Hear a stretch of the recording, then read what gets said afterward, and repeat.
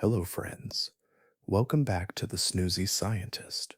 Wherever you're watching from, maybe wrapped in a blanket, drifting off on the couch, or lying under a sky full of stars, I'm so glad you're here. Tonight, we're going back, way back, to a time when the Earth was locked in ice and glaciers covered entire continents, when winds cut like blades and survival was never guaranteed, when fire meant life and one wrong step meant death. At this time, nature didn't care who was clever, only who was still breathing by dawn. This was the Ice Age.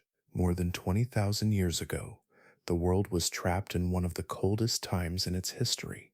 Scientists call it the last glacial maximum, the peak of the last ice age. And during this time, humans almost didn't make it. Our numbers dropped so low, we nearly vanished forever. We didn't have cities, or electricity, or technology, just fire, stone tools, and each other. Some people found shelter in caves, others built homes out of mammoth bones and animal skins. We hunted giant beasts, and they hunted us right back. We fought the bitter cold, and every single day was a fight to stay alive. And yet somehow we survived. But how? What if we hadn't adapted fast enough? What if one volcanic winter had lasted a little longer? What if the fire had gone out just once? How close did we come to becoming just another forgotten species, like the mammoth or the saber-toothed cat? Now, tonight's topic might be just curious enough to keep you awake a little longer than planned. If that happens, I sincerely apologize for the inconvenience of accidentally teaching you something. I'll do my best to strike a balance between fascinating and gently snoozy, but no promises, because this isn't just the story of the Ice Age and survival, it's the story of us, because without those few, we wouldn't be here at all. Tonight, we'll go back in time to walk beside those who survived. We'll look at the tools they made, the animals they hunted, the shelters they built, the stories they left behind in caves, and how one of the darkest times in history shaped the world we live in today. Before we begin, I'd love to know where on this planet are you tuning in from and what time it is there. Is it late night, early morning, or somewhere beautifully in between? Feel free to share it in the comments. I always enjoy seeing how far this little sleepy corner of science reaches. And if you enjoy slowly drifting into stories about science, ancient mysteries, and strange discoveries, with a calm voice and without any pressure to stay awake, then a like and a subscribe would mean the world to me. It helps the channel grow and tells the algorithm that sleep and science actually do get along quite nicely. And remember, this video is for education and relaxation only. Nothing here is medical or scientific advice, just a calm voice and a curious mind. So if you're ready, let's quietly step back in time and see how close we came to never telling this story at all. The Earth didn't suddenly freeze overnight. The Ice Age didn't begin with a loud event or a dramatic snap of nature's fingers. It was quiet, slow, a subtle shift in balance that took thousands of years to unfold. To understand how the world became so cold, we have to step even further back in time.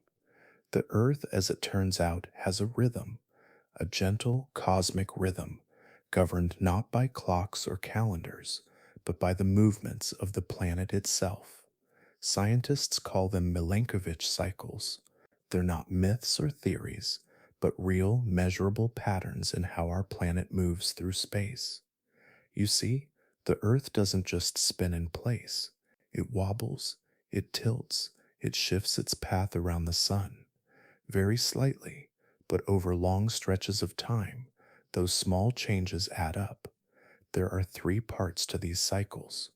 The tilt of the Earth changes every 41,000 years. Sometimes the planet leans a little more toward the sun, sometimes a little less. When the tilt is reduced, the poles get less sunlight and the winters grow colder. The second part is the shape of Earth's orbit. It's not a perfect circle, but more like a stretched oval that slowly shifts every 100,000 years. When Earth's orbit becomes more stretched, it spends longer in the part of the loop that's farther from the Sun. And finally, there's the wobble called precession. Over about 26,000 years, the planet slowly wobbles like a spinning top. This wobble changes when the seasons occur during Earth's orbit, affecting how intense summers and winters feel in each hemisphere.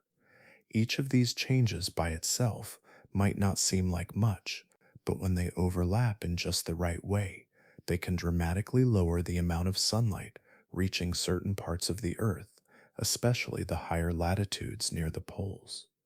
Less sunlight means colder summers, and colder summers mean the snow from winter doesn't melt away. Year after year, it builds, snow becomes ice, and ice begins to spread. But the Ice Age didn't rely on orbital shifts alone. There were other forces at play.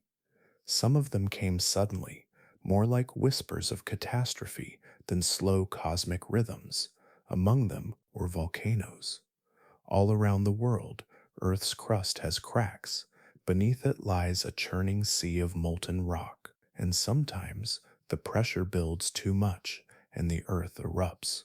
Volcanic eruptions don't just spew lava and ash, they also release gases like sulfur dioxide that can rise high into the atmosphere and form a kind of sunshade. These tiny particles, called aerosols, scatter sunlight back into space. The result? Cooler temperatures across the globe. Even a single massive eruption can cause what scientists call a volcanic winter. The skies grow dimmer, temperatures drop, crops fail. Now imagine not just one eruption, but several, spread across centuries, during a time when Earth was already beginning to cool from its orbital cycles. It's like placing an already flickering flame under a wet cloth. The fire weakens, the cold creeps in, and there was more. The oceans, too, played a powerful role in this quiet transformation. Ocean currents move heat around the planet like a conveyor belt. Warm water flows from the equator toward the poles. Cold water sinks and moves back toward the tropics. This system keeps the planet in balance like a global thermostat. But as ice began to form and sea levels dropped, this balance started to shift. Huge amounts of fresh water from melting glaciers poured into the seas. This fresh water is lighter than salty ocean water. When too much enters the system, it can slow down or even disrupt the normal currents. And when that happens, the poles get colder, the equator gets warmer, the entire system begins to wobble, and deep beneath the ocean floor, tectonic plates continued to drift. Continents moved inch by inch, too slowly for us to see, but fast enough over millennia to rearrange the face of the planet. As land masses shifted, they blocked or redirected ocean currents.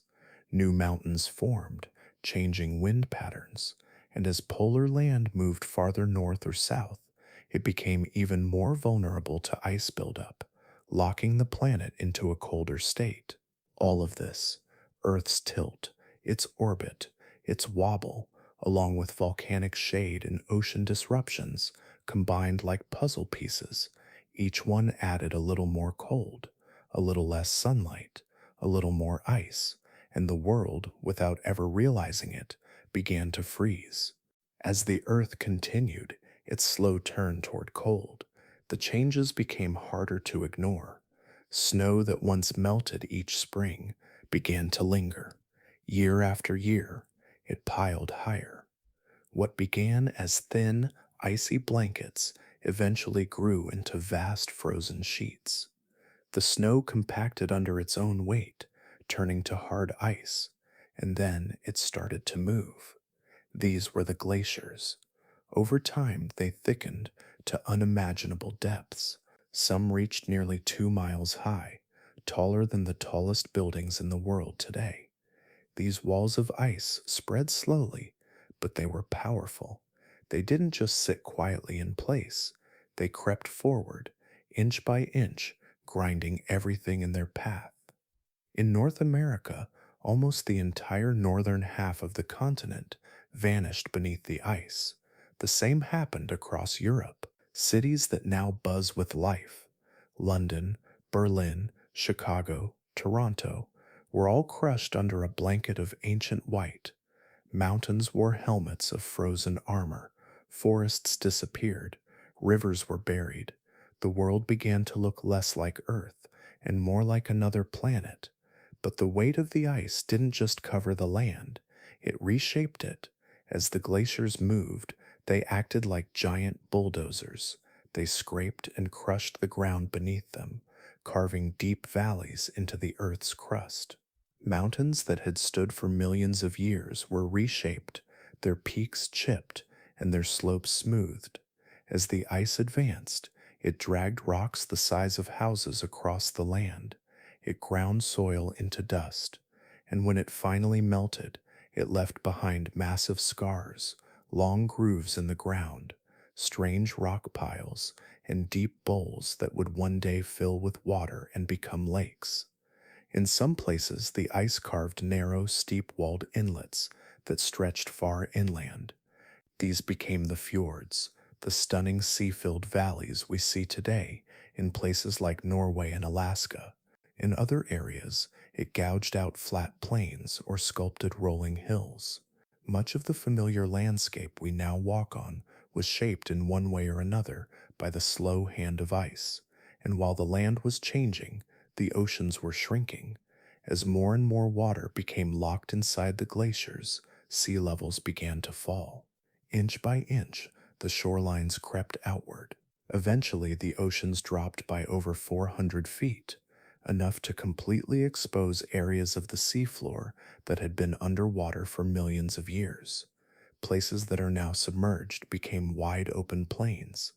Coastlines stretched farther than we can see today. Entire new lands appeared, some connecting continents that had been separated by water. One of the most important of these was Beringia, a vast stretch of land that connected modern-day Russia and Alaska. Where there is now the Bering Strait, there was once a broad, windswept land bridge. It wasn't just a narrow strip of land, it was hundreds of miles wide. Grassy, cold, and open, it became a natural highway for animals and eventually for people. Woolly mammoths crossed it, so did ancient bison, reindeer, and the humans who followed them. Step by step, they moved from Asia into the Americas, not in a single mass migration, but over generations, slowly expanding into new and unknown lands. Without Beringia, the human story in North and South America might never have begun, and yet this dry land was temporary. It existed only as long as the ice held enough water to keep sea levels low.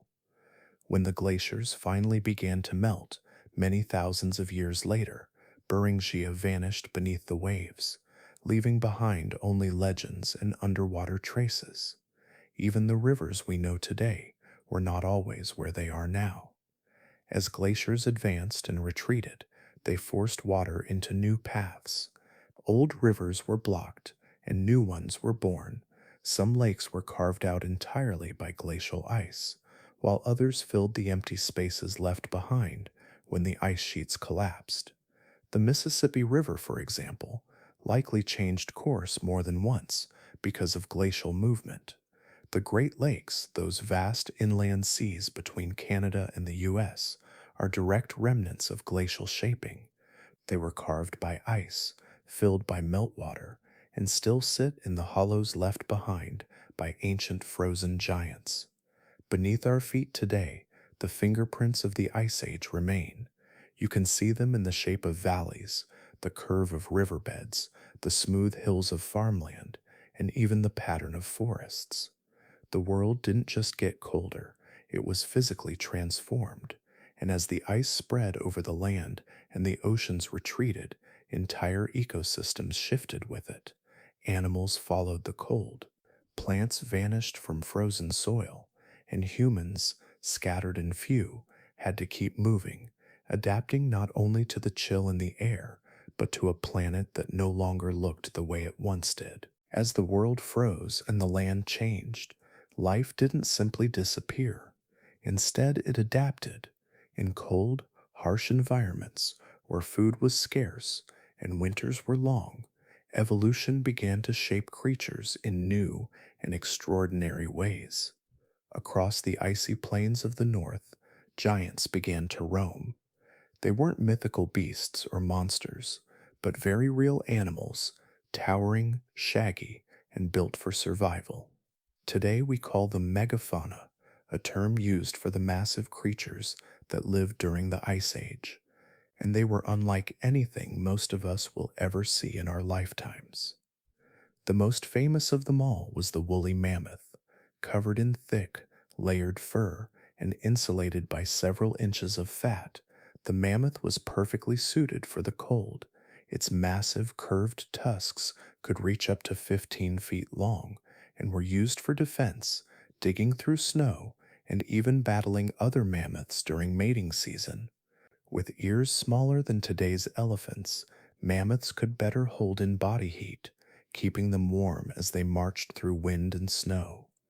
Their giant bodies, some weighing up to 6 tons, helped them stay warm in the same way that a thick log burns slower than a twig. In cold climates, size meant survival. Alongside the mammoths were woolly rhinoceroses, huge, horned animals that resembled tanks with fur. They grazed the Ice Age grasslands, using their horns to sweep snow off the frozen ground in search of plants hidden beneath. Despite their tough appearance, they were herbivores, slow-moving, solitary, and always on the lookout for danger. And then there were the predators. Roaming the cold forests and open plains were creatures like the saber-toothed cat, sometimes called a saber-toothed tiger, though it wasn't closely related to modern tigers. Its most noticeable feature was, of course, its long curved canine teeth, which could grow over 7 inches in length. These powerful hunters were built for ambush. They used their muscular frames and short tails to stalk prey and then deliver a sudden, crushing attack.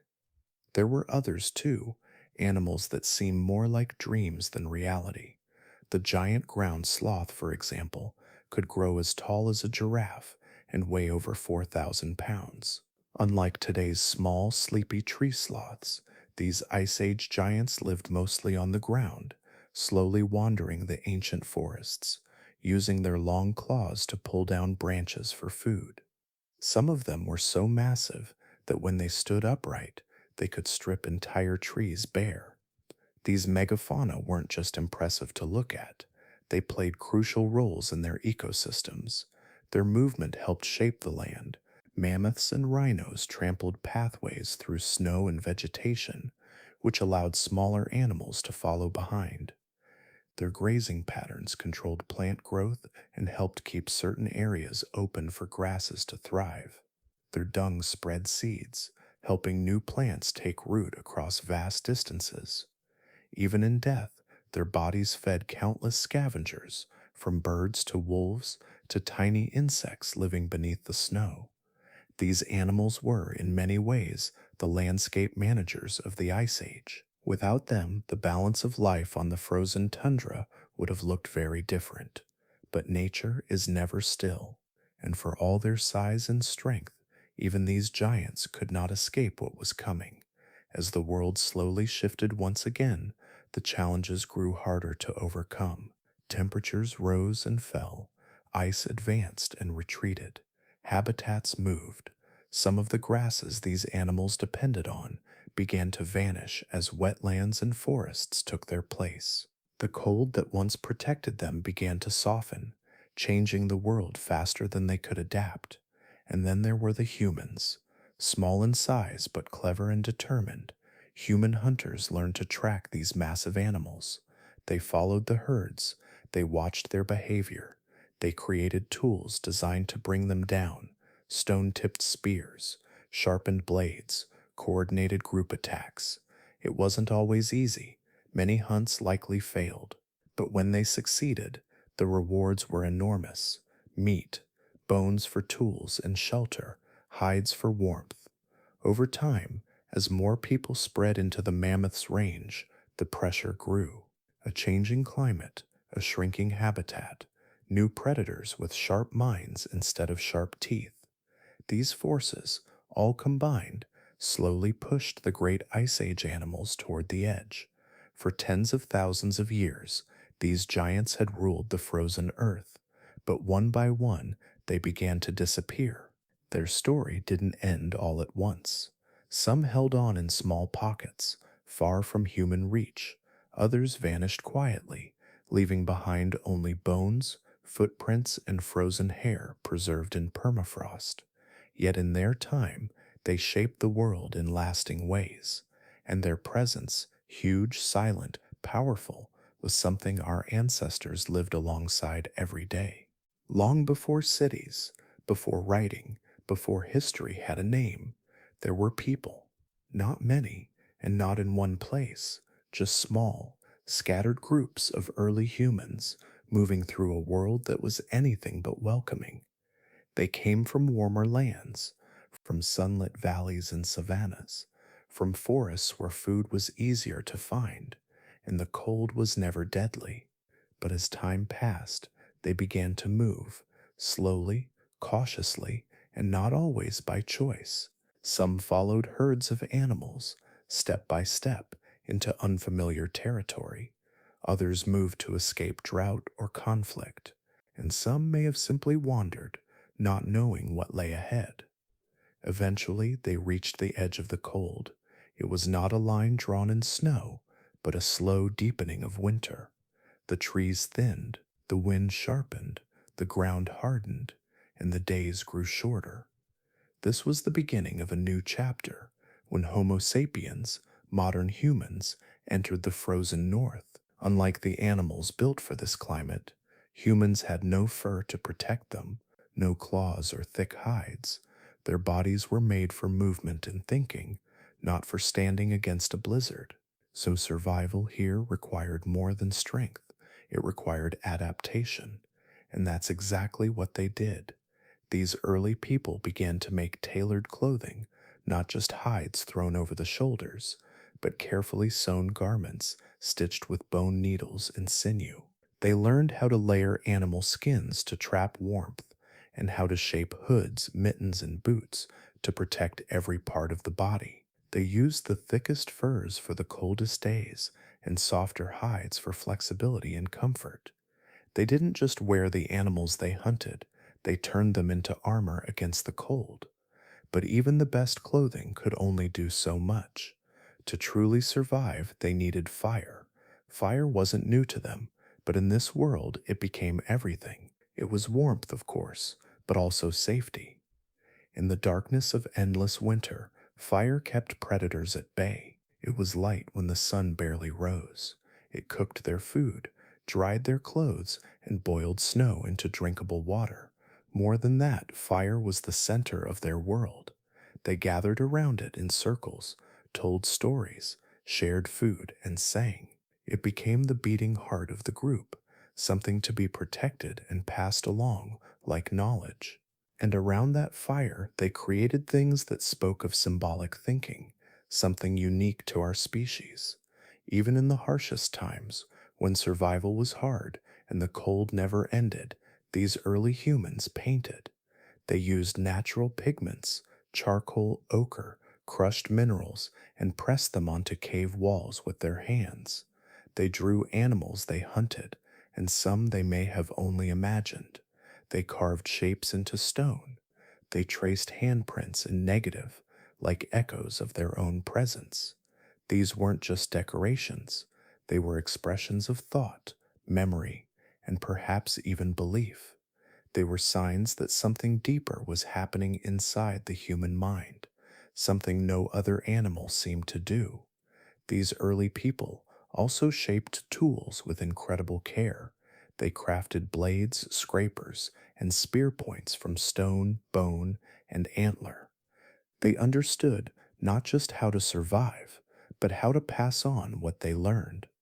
Older generations taught the younger ones. Skills were shared, Techniques improved, knowledge became legacy, and slowly these small bands of humans spread across the cold world, into Europe, into Asia. Some would cross land bridges and eventually reach the Americas. Each step forward was a gamble, but also a statement: we can live here too. They didn't build cities, they didn't write words, but they left behind something just as important: evidence of presence, footprints in the mud, bones buried with care, tools placed beside the dead, necklaces made from shells or animal teeth, red ochre rubbed onto bodies before burial. These were not just signs of survival, but of meaning. Even in the face of wind, hunger, and darkness, these people seemed to understand something deeper: that life was not just about staying alive, but about remembering, honoring, and creating. And so, in the middle of the Ice Age, a fragile species with no fur and no fangs did what the mammoth and the woolly rhino could never do. They adapted their minds. They changed their world to fit them instead of only changing themselves to fit the world.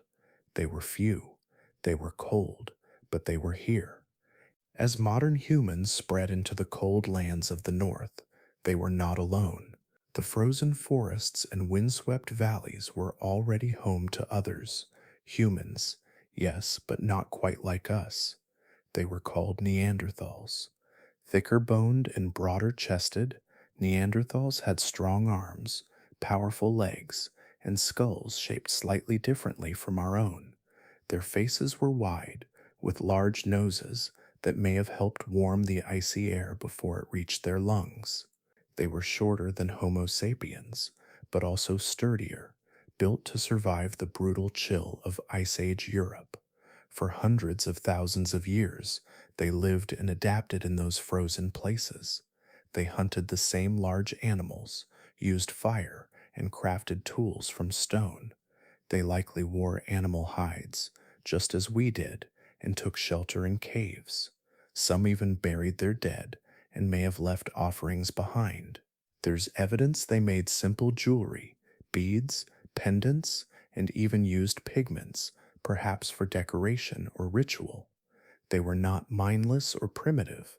They were intelligent, capable, and social. But despite all this, the Neanderthals disappeared. Not all at once, not in a great battle or single disaster. They simply faded, step by step, until only traces of their bones remained in the earth.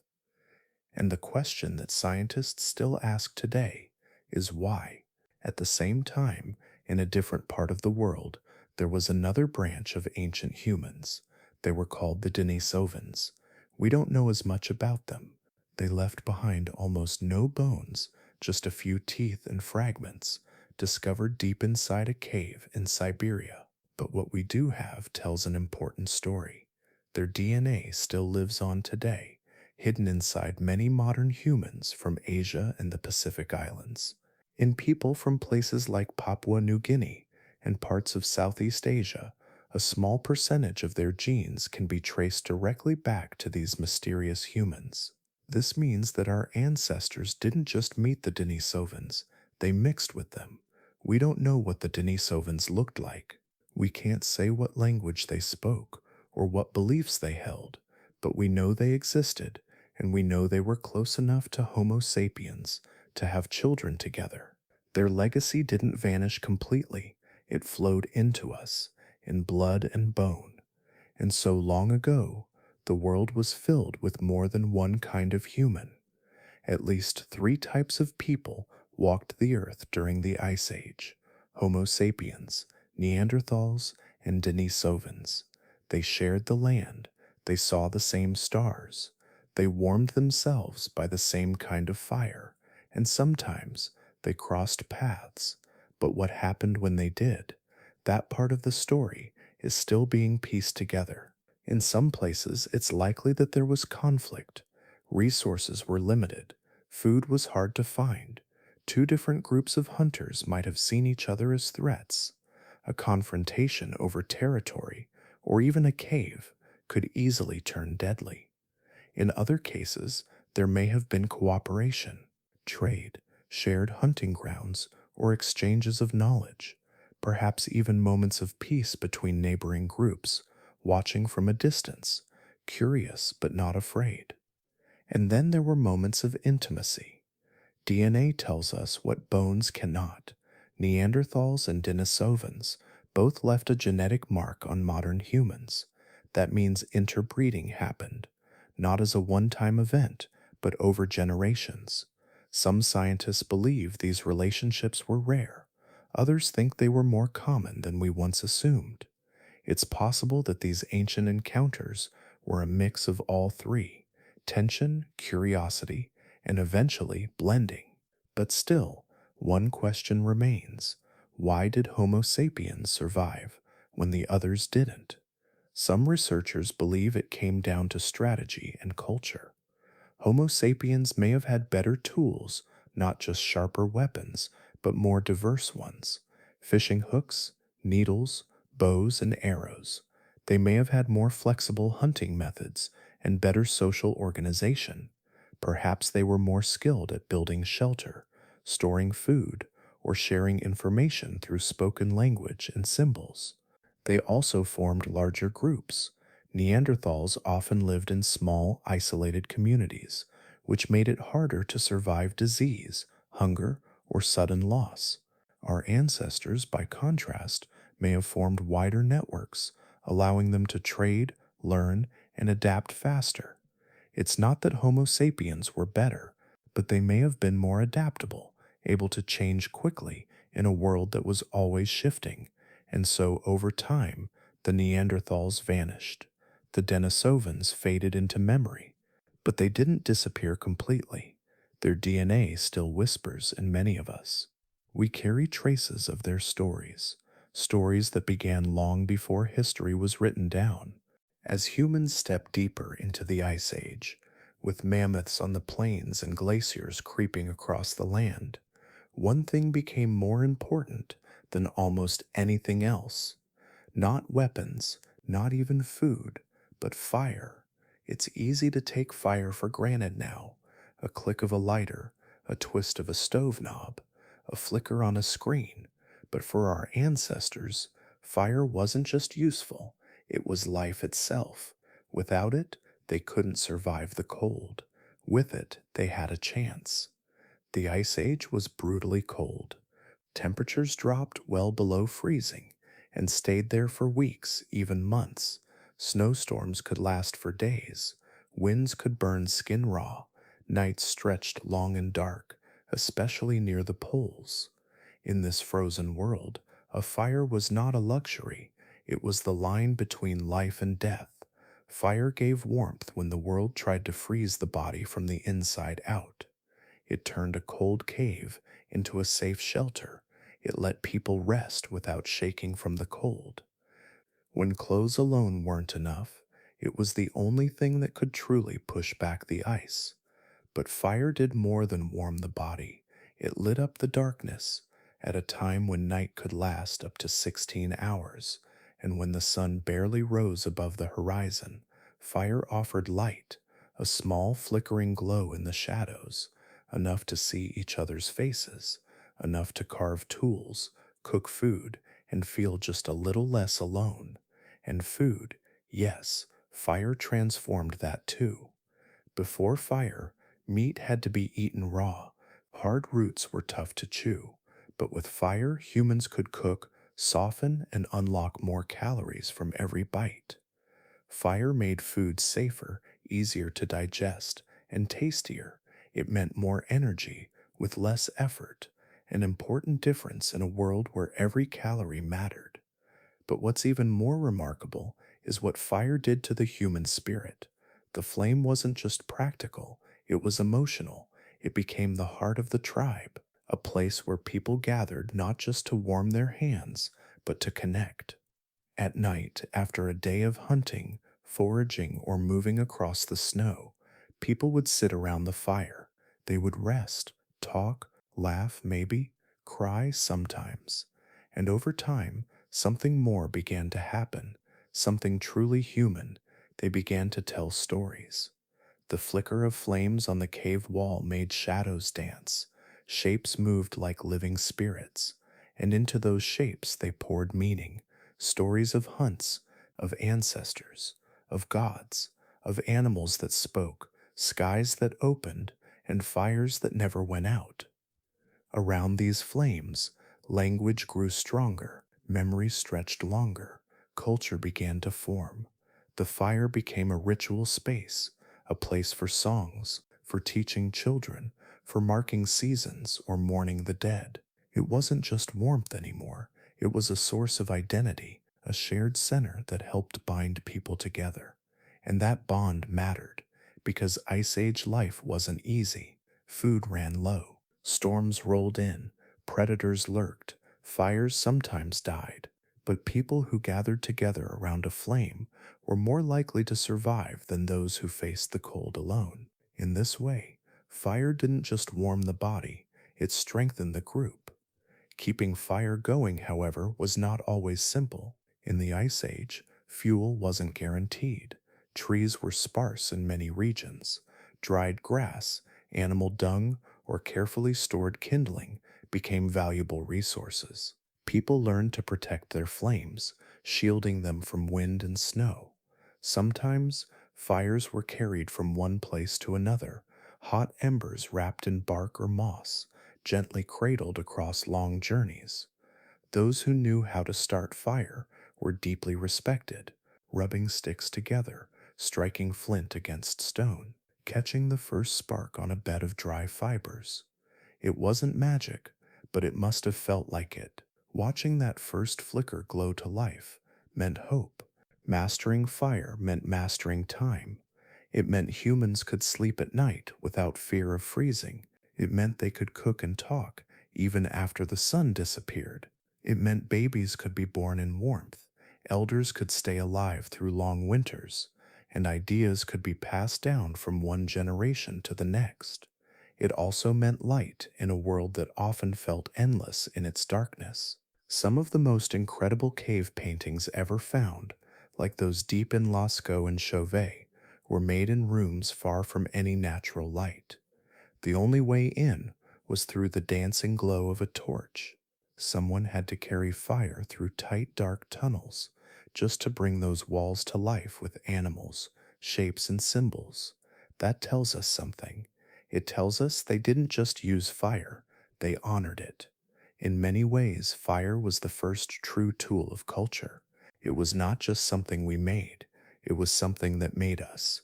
And as the glaciers crept forward, and the nights grew longer, and the snow piled higher, humans huddled closer to their flames, keeping them alive, guarding their heat, and building their lives around a fragile flicker that never stopped burning. Even with fire burning low and steady, the Ice Age was not a place where anyone could survive out in the open for long. The cold didn't just sting, it could steal your breath, stiffen your limbs, and drain the warmth from your bones before you had time to notice. Snow fell thick and heavy, winds tore across the plains, howling through the night, and when the temperature dropped, it dropped hard. So humans had to build, not just to stay warm, but to stay alive. Shelter became just as important as fire, and just as creative. In a world where nothing was easy, and the rules of survival changed with every storm, people had to learn to work with whatever the land would give them. In open tundra, where trees were rare and stones were few, they turned to something surprising: bones. Huge, curved, and strong, mammoth bones were more than leftovers from a meal. They became building material. People gathered rib bones, leg bones, and even giant skulls, using them to shape the frames of homes. The bones were stacked into circles or ovals, forming the basic walls. Over the top, they stretched animal hides, thick, furry, and waterproof. Sometimes they added layers of earth or snow to hold in heat and block out wind. Inside, they laid down soft furs for bedding. Fire pits sat at the center, glowing through the long nights. These mammoth bone huts were tough, warm, and surprisingly clever. They were signs not just of survival, but of ingenuity. In places where bones weren't easy to find, people built with stone. They piled rocks into low walls, packed the gaps with mud or moss, and used wooden beams or hides to form roofs. These stone homes were solid and heavy, perfect for holding steady against brutal wind. And when even stone and bone were scarce, they turned to the land itself. Snow, though cold, could be a powerful insulator. When packed tightly, it held warmth inside. So humans carved into snowbanks, building snow shelters like domes or trenches, shaped to trap body heat and block the icy air. Some were temporary, used just for a night during travel. Others were built with care, shaped with smooth inner walls and low tunnels to keep out drifting snow. Wherever they were, the goal was the same: hold in heat, keep out cold, and make it through the night. But the best shelters, whenever they could be found, were already waiting in the earth. Caves became safe havens. Hidden in hillsides or mountain walls, they offered natural protection from the elements. Their thick stone kept the wind out. Their deep chambers stayed warmer than the open air. Some caves stretched far underground, forming quiet rooms where families could rest, eat, and hide from storms. People made these dark places their homes. They brought in fire, warmth, and life. They carved stone benches and hung animal skins to block drafts. Some even marked the walls with paint, turning shelter into art and survival into memory. But caves weren't always easy to find, and not all of them were safe. So when the land didn't offer ready-made shelter, humans made use of natural features like rocky outcrops, hillsides, and windbreaks made from piled snow or earth. They tucked themselves into folds in the landscape, using the shape of the land to shield themselves from the harshest weather. Some even dug into the ground, carving out underground chambers where they could stay hidden and warm. In frozen soil or soft loess, people scooped out long tunnels, creating sunken homes that stayed warmer than anything above the surface. What mattered wasn't how strong someone was, it was how clever. These shelters weren't grand or beautiful, but they were enough. Enough to stop frostbite, enough to protect the sick, enough to let mothers give birth, children grow, and elders sleep through another storm. And inside these shelters, life continued. Tools were carved, clothes were mended, stories were told. People gathered close, shoulder to shoulder, sharing warmth and silence. The wind screamed outside, snow piled high. But under bone, stone, or snow, humans stayed alive. They adapted to the land, they listened to it, and they learned to shape it just enough to give themselves a chance. Because in a frozen hell, shelter wasn't just a place to sleep, it was the difference between being buried in snow and waking to see the fire still glowing. As families huddled inside shelters made of bone and snow, listening to the wind rattle outside, they were not always alone. Just beyond the firelight, eyes sometimes watched them, golden, alert, and quiet. Not enemies, not exactly friends, but something in between. These eyes belonged to wolves, not the fierce howling packs often imagined in stories, but solitary scavengers, leaner, quieter, and smarter than most. These wolves crept near human camps, drawn by the smell of food, bones, and waste. They watched from the edges, keeping their distance, but never too far. And over time, something unusual happened. Some of these wolves didn't run when humans approached, and some humans, instead of chasing them off, began leaving scraps behind. It may have started with nothing more than a leftover bone tossed aside, but that small act, one species sharing with another, marked the beginning of one of the oldest friendships in history. Around 20,000 years ago, something began to change deep in the cold heart of the Ice Age. From the wolves that lingered near human fires, a few began to follow more closely. They stayed near camp, grew less fearful, and over generations they changed. Their bodies softened, shorter snouts, smaller teeth, rounder faces. Their ears flopped slightly. Their behavior shifted, too. They barked, they wagged, they learned to watch, listen, and wait. These were no longer wild wolves. They were the earliest dogs. They didn't wear collars. They didn't fetch sticks, but they stayed close to people. They slept near the fire. They followed the hunters. They warned of danger with growls and barks. In return, they were fed, cared for, and kept warm. This new bond brought unexpected benefits. Dogs had sharp noses. They could track animals through snow, sniffing out prey from far away. They could help hunters find herds, chase down wounded game, or flush animals from hiding. With dogs at their side, hunting became more efficient. People got more food with less risk. Dogs were also protectors. They could hear danger before any human. They could smell predators long before a person could see them. At night, when people slept, dogs stayed alert. If something moved in the dark, another human, a bear, or a saber-toothed cat, they barked, they growled, they bought time, and in the deepest cold, when warmth meant everything, dogs offered something else, their bodies. Fur thick from generations of surviving winter, they curled up beside people, not just as animals, but as companions, as living, breathing blankets that shared heat, breath, and sleep. In this exchange, both species survived better. Humans gained warning systems, hunting partners, and warmth. Dogs gained steady food, shelter, and a place in the group. But beyond the usefulness, something deeper began to grow. It's hard to say when it started, when the bond crossed from survival into affection, but evidence suggests it happened early. Some Ice Age graves have been found where dogs were buried with humans, sometimes even curled beside them. In one case, a puppy was buried with a child, and scientists found that someone had cared for that puppy through illness, feeding it by hand, keeping it alive even when it couldn't eat on its own. That level of care means more than partnership. It means connection. It means love.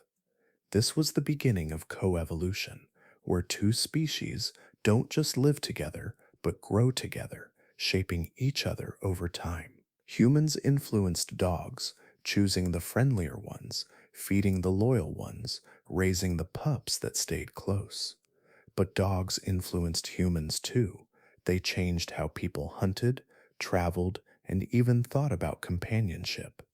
Over generations, people began to see animals not just as meat or threat, but as part of the family. That shift would go on to affect how humans treated other animals, eventually leading to the domestication of sheep, goats, cattle, and beyond. But it all started here in the cold, with a flickering fire and a shared silence between two species learning to trust one another. At first, the partnership was practical, but over time, it became emotional.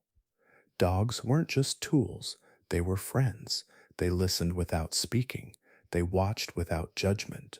They were there, always nearby, waiting, and in a world that was often brutal, lonely, and unpredictable, that kind of presence meant more than words could say. Out in the open, the cold could kill.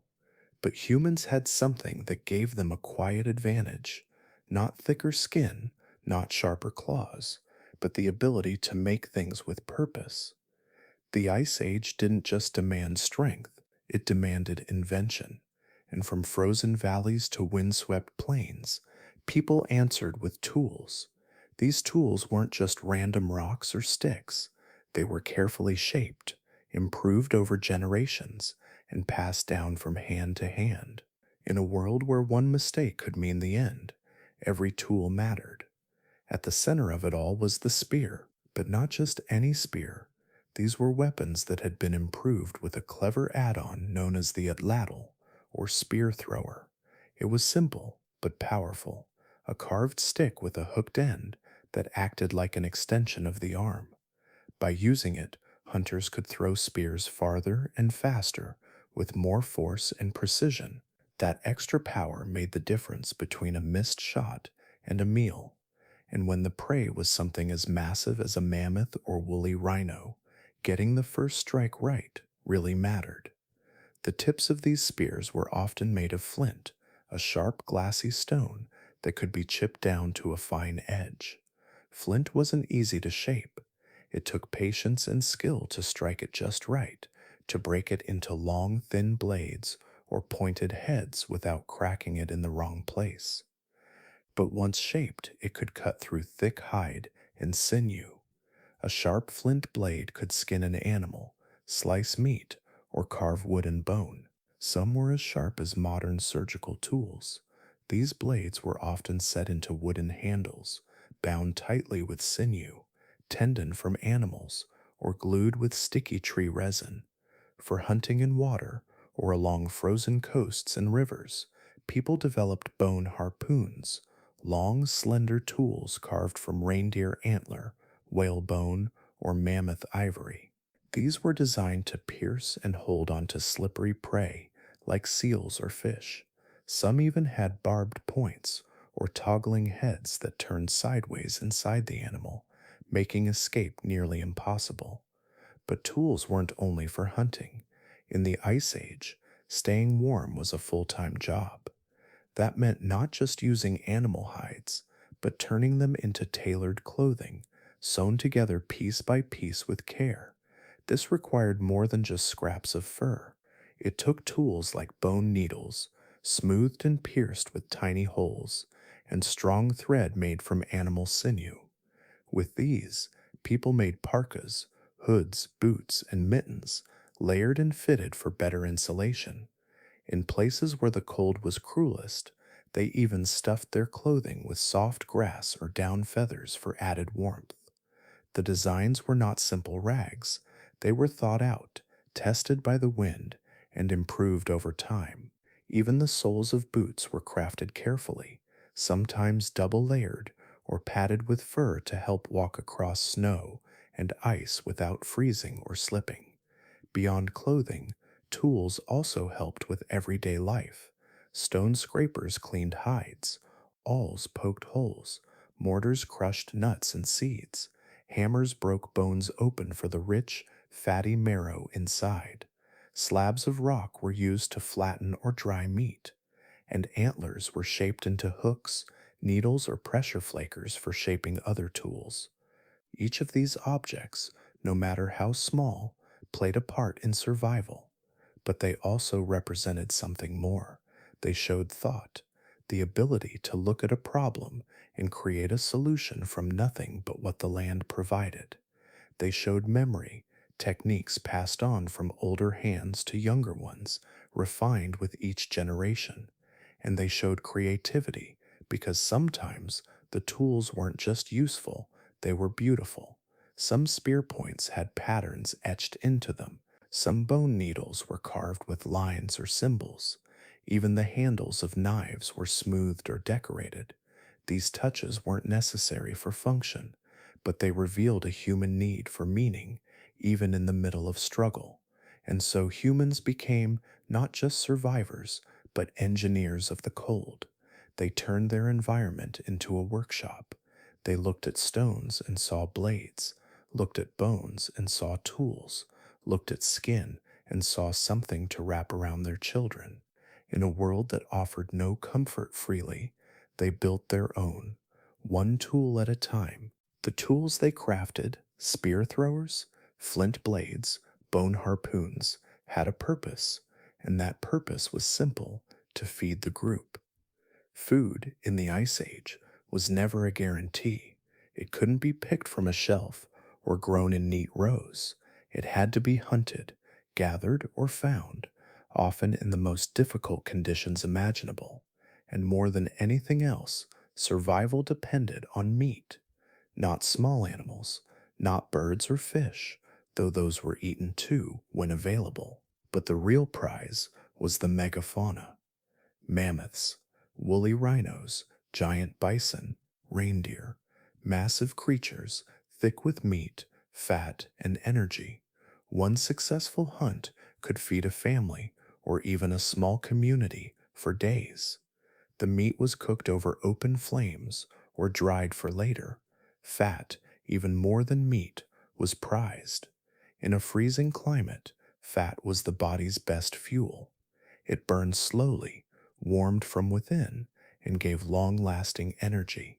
But one of the richest sources of nourishment came not from muscle or hide, but from deep within the bones. Marrow, sticky, golden, and rich in calories, it was often cracked out of leg bones using heavy stones. People would smash open frozen bones to scoop it out, sometimes storing broken bones for days when food was running low. Even children learned how to split bone cleanly to get to the good stuff inside. Brains, too, were eaten. Fatty and nutrient dense, nothing went to waste. Skulls were carefully opened, organs cleaned and cooked. Stomachs might be used to carry water. Blood could be consumed fresh or cooked into thick stews. These animals were not just food, they were lifelines. But hunting them was no easy task. It required planning, teamwork, and risk.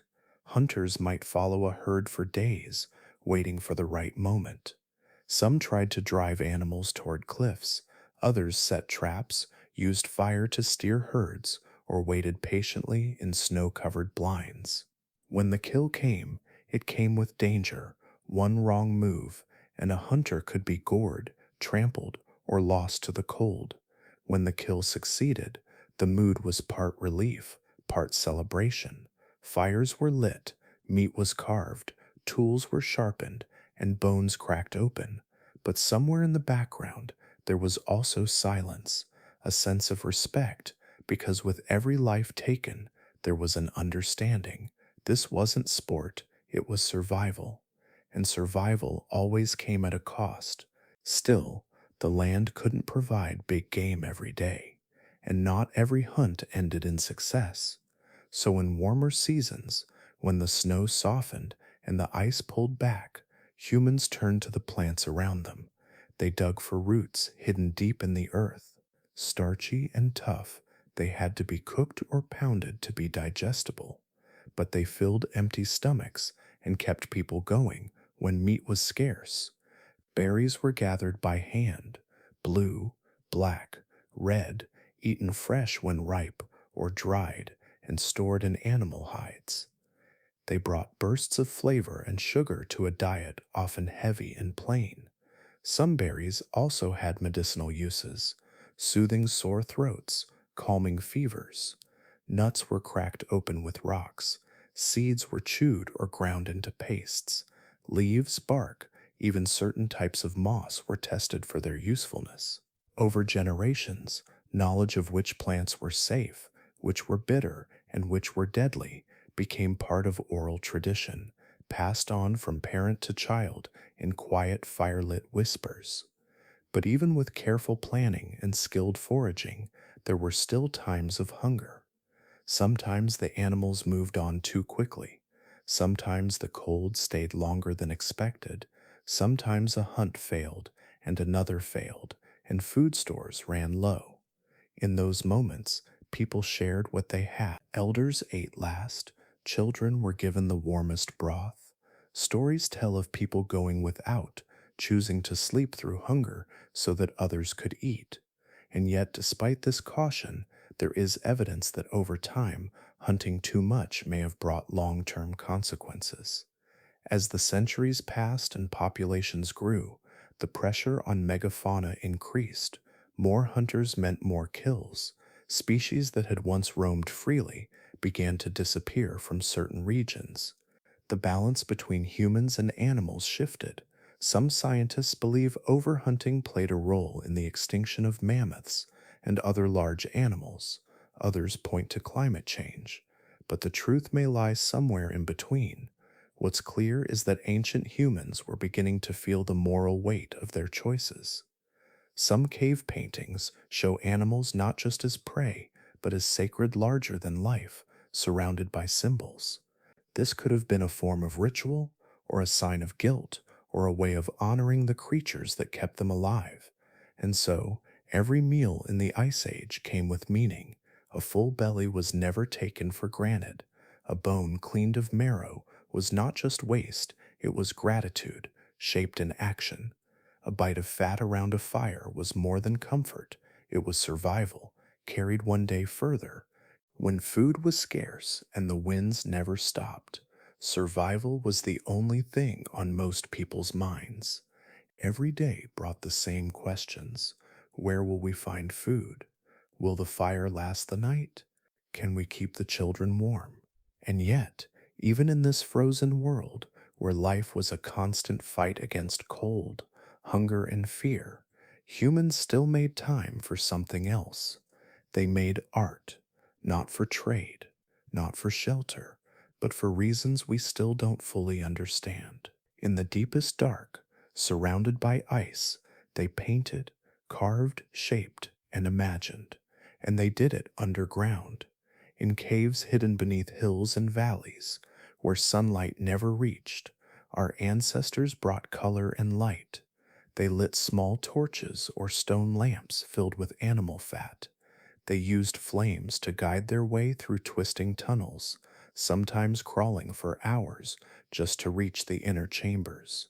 There, on the rough stone walls, they painted the world they knew, and perhaps the world they dreamed of.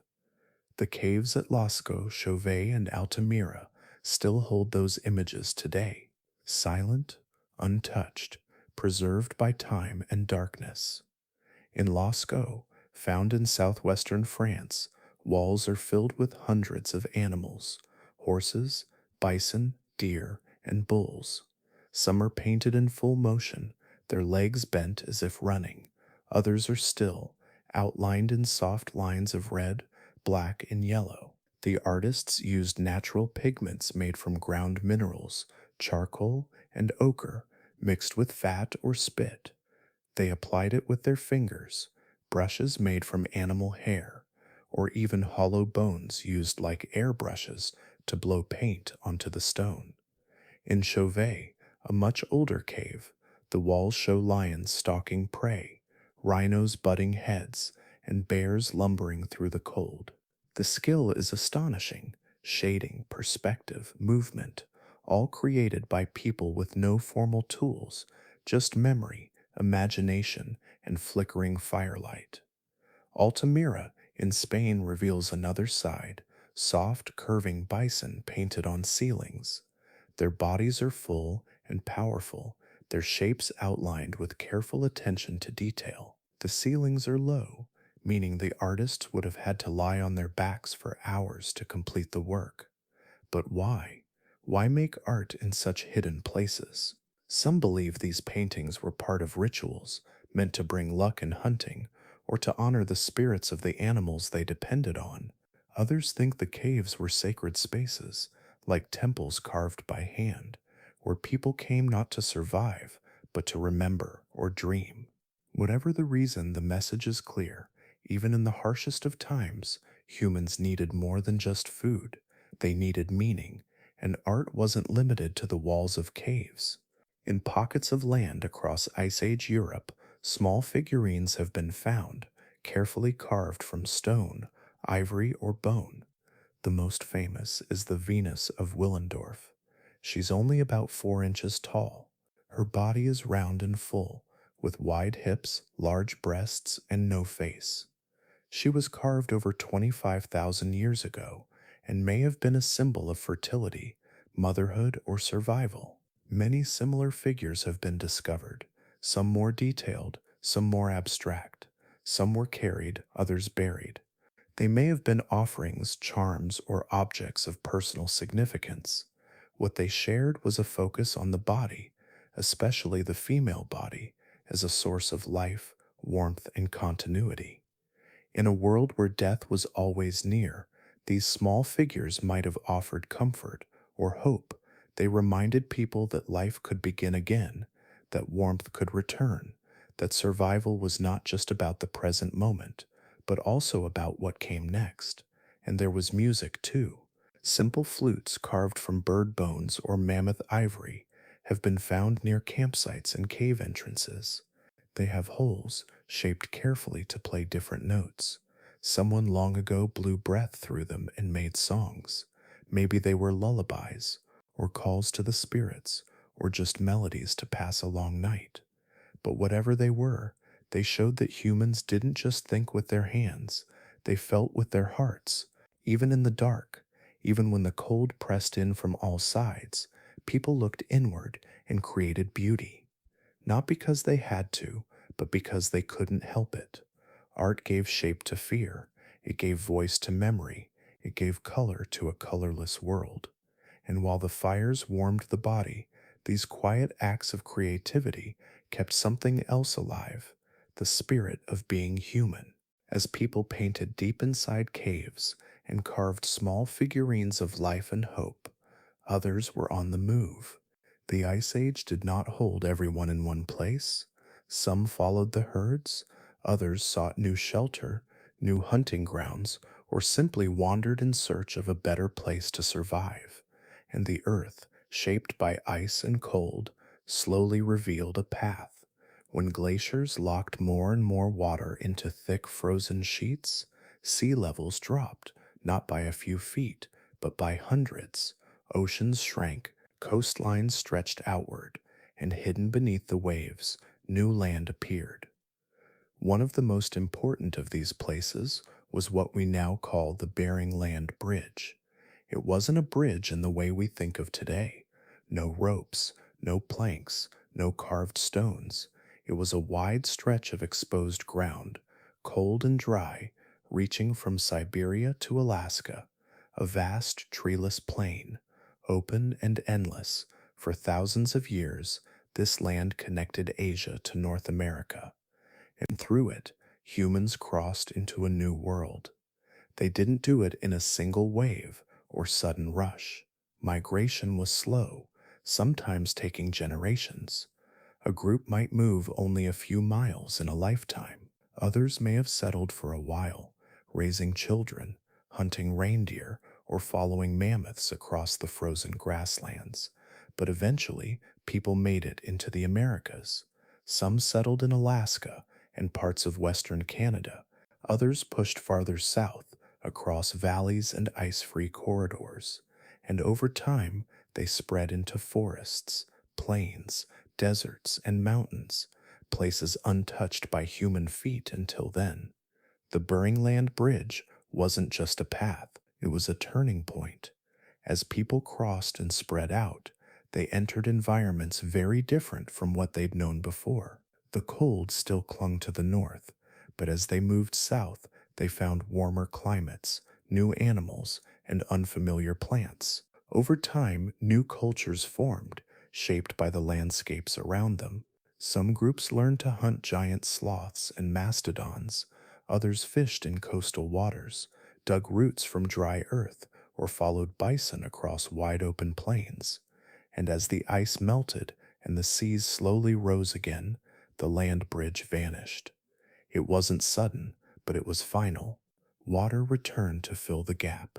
The path that once connected two continents disappeared beneath the waves, leaving behind only traces. Those who had crossed were now cut off, isolated by thousands of miles of ocean and ice. For tens of thousands of years, the people of the Americas would develop apart from those in Europe, Africa, and Asia, separated by geography, divided by time, but still part of the same human story. Archaeologists have found stone tools, ancient campsites, and even footprints left behind in soft mud, later frozen in time. These discoveries tell us not only that people were there, but how they lived, what they hunted, how they moved, what they carried with them across the generations. Some brought the knowledge of fire, clothing, and tools. Others developed new ways of surviving in forests, wetlands, and deserts. The challenges were different, but the instinct was the same: adapt, endure, and pass knowledge forward. The people who crossed the Bering Land Bridge were not explorers in the modern sense. They didn't know they were entering a new continent. They weren't trying to make history. They were simply following the rhythm of life, chasing food, safety, and the hope of something better. But their footsteps changed the world. What began as a quiet crossing over a frozen land would one day shape entire civilizations. It would lead to the rise of great cultures, languages, and stories, each one rooted in the same ancient decision to keep moving forward, even when the path was uncertain. And while the land bridge itself is now gone, submerged beneath the icy waters of the Bering Sea, its legacy still lives on, in DNA, in oral traditions, in the bones of ancient hunters, and in the vast stretch of human presence across two continents that were once untouched. The Bering Land Bridge offered a way forward, but every step into the unknown came with danger. The further humans pushed into the frozen wild, the more they were reminded that the cold was not just a part of life, it was a silent predator. Most days in the Ice Age were difficult, but some were deadly, and for all our cleverness, humans were still fragile in the face of nature's colder moods. Hypothermia didn't arrive with fanfare, it crept in slowly. A wet boot, a tear in a hide coat, a fire that sputtered out too early. At first, it would feel like shivering, then clumsy hands, slurred words, and then quiet. The body, trying to survive, begins to shut things down. Blood pulls away from the skin and rushes inward, trying to protect the organs. Muscles tighten, thinking becomes cloudy, and when the cold gets deep enough, the shivering stops altogether, not because the danger has passed, but because the body has given up. In those final moments, some people feel warmth. Some even start to remove their clothes, confused by the signals their failing brain is sending, and then they slip into sleep, a sleep they never wake from. It could happen to anyone, even the most experienced hunter. A sudden river crossing, a fall into snow, a lost torch. The temperature didn't have to drop much, just far enough for long enough, and life would quietly slip away. Frostbite was another enemy, more visible but just as cruel. It started at the edges, toes, fingers, noses, ears, places farthest from the heart. When blood couldn't reach them, they froze. The skin turned pale, then gray, then black. Tissue died. Sometimes it fell away. Other times it had to be cut off. In a world where every step mattered and every hand was needed, losing even one finger or toe could mean the difference between keeping up and falling behind. And for children or the elderly, the risk was even higher. They couldn't walk as far, couldn't carry as much. Their bodies lost heat faster. They were always the first to feel the cold and the first to suffer from it. Families did what they could.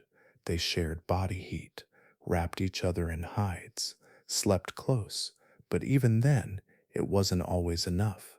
Sometimes it was the storms that decided. Blizzards didn't ask permission. They arrived fast, loud, and full of fury. Snow fell sideways. The wind screamed. Visibility dropped to nothing. A group could be walking across a flat plain and suddenly be lost, unable to see, unable to hear, unable to tell which direction led home. And in those whiteouts, time vanished. Minutes stretched like hours. One wrong turn, one lost child, one slip into a snowdrift, and a family could disappear into the storm. There are places in Siberia, Alaska, and Canada where archaeologists have found small clusters of remains, parents, children, elders, all huddled together. No signs of violence, no obvious injuries, just the quiet story of a night that went too long and a storm that never let up. Sometimes it wasn't even the weather that failed them, it was the tools. If a fire starting kit got wet, if the last ember in a travel pouch went cold, if a flint stone broke or dry grass for kindling couldn't be found, then there was no fire, no warmth, no way to cook, melt snow, or chase off the night. One spark could mean the difference between life and death, and sometimes that spark was lost, In those moments, people relied on instinct, on ritual, on each other. They wrapped themselves in fur, pressed close, whispered stories, and hoped for morning, but morning didn't always come. For all the tools they made, the art they created, and the journeys they took, Ice Age humans lived with the constant truth that the cold could take everything, not with claws or teeth, but with silence, and yet they still kept moving, still kept hunting, still lit fires, even after losing others to the dark. They didn't have a word for resilience, they simply lived it. In the coldest parts of the world, it wasn't just fire or food that kept people alive, it was each other. The cold isolated more than just bodies. It isolated thoughts, days without sunlight, nights that stretched too long, storms that swallowed sound. In these silent places, even the strongest minds could begin to bend under the weight of loneliness. But humans, even then, were never meant to survive alone. They gathered not only for warmth, but for something deeper: connection. In small family bands, maybe 10 to 30 people, they shared more than resources. They shared roles. Tasks were divided. Some gathered wood, others fetched water, while the strongest hunted or patrolled for threats.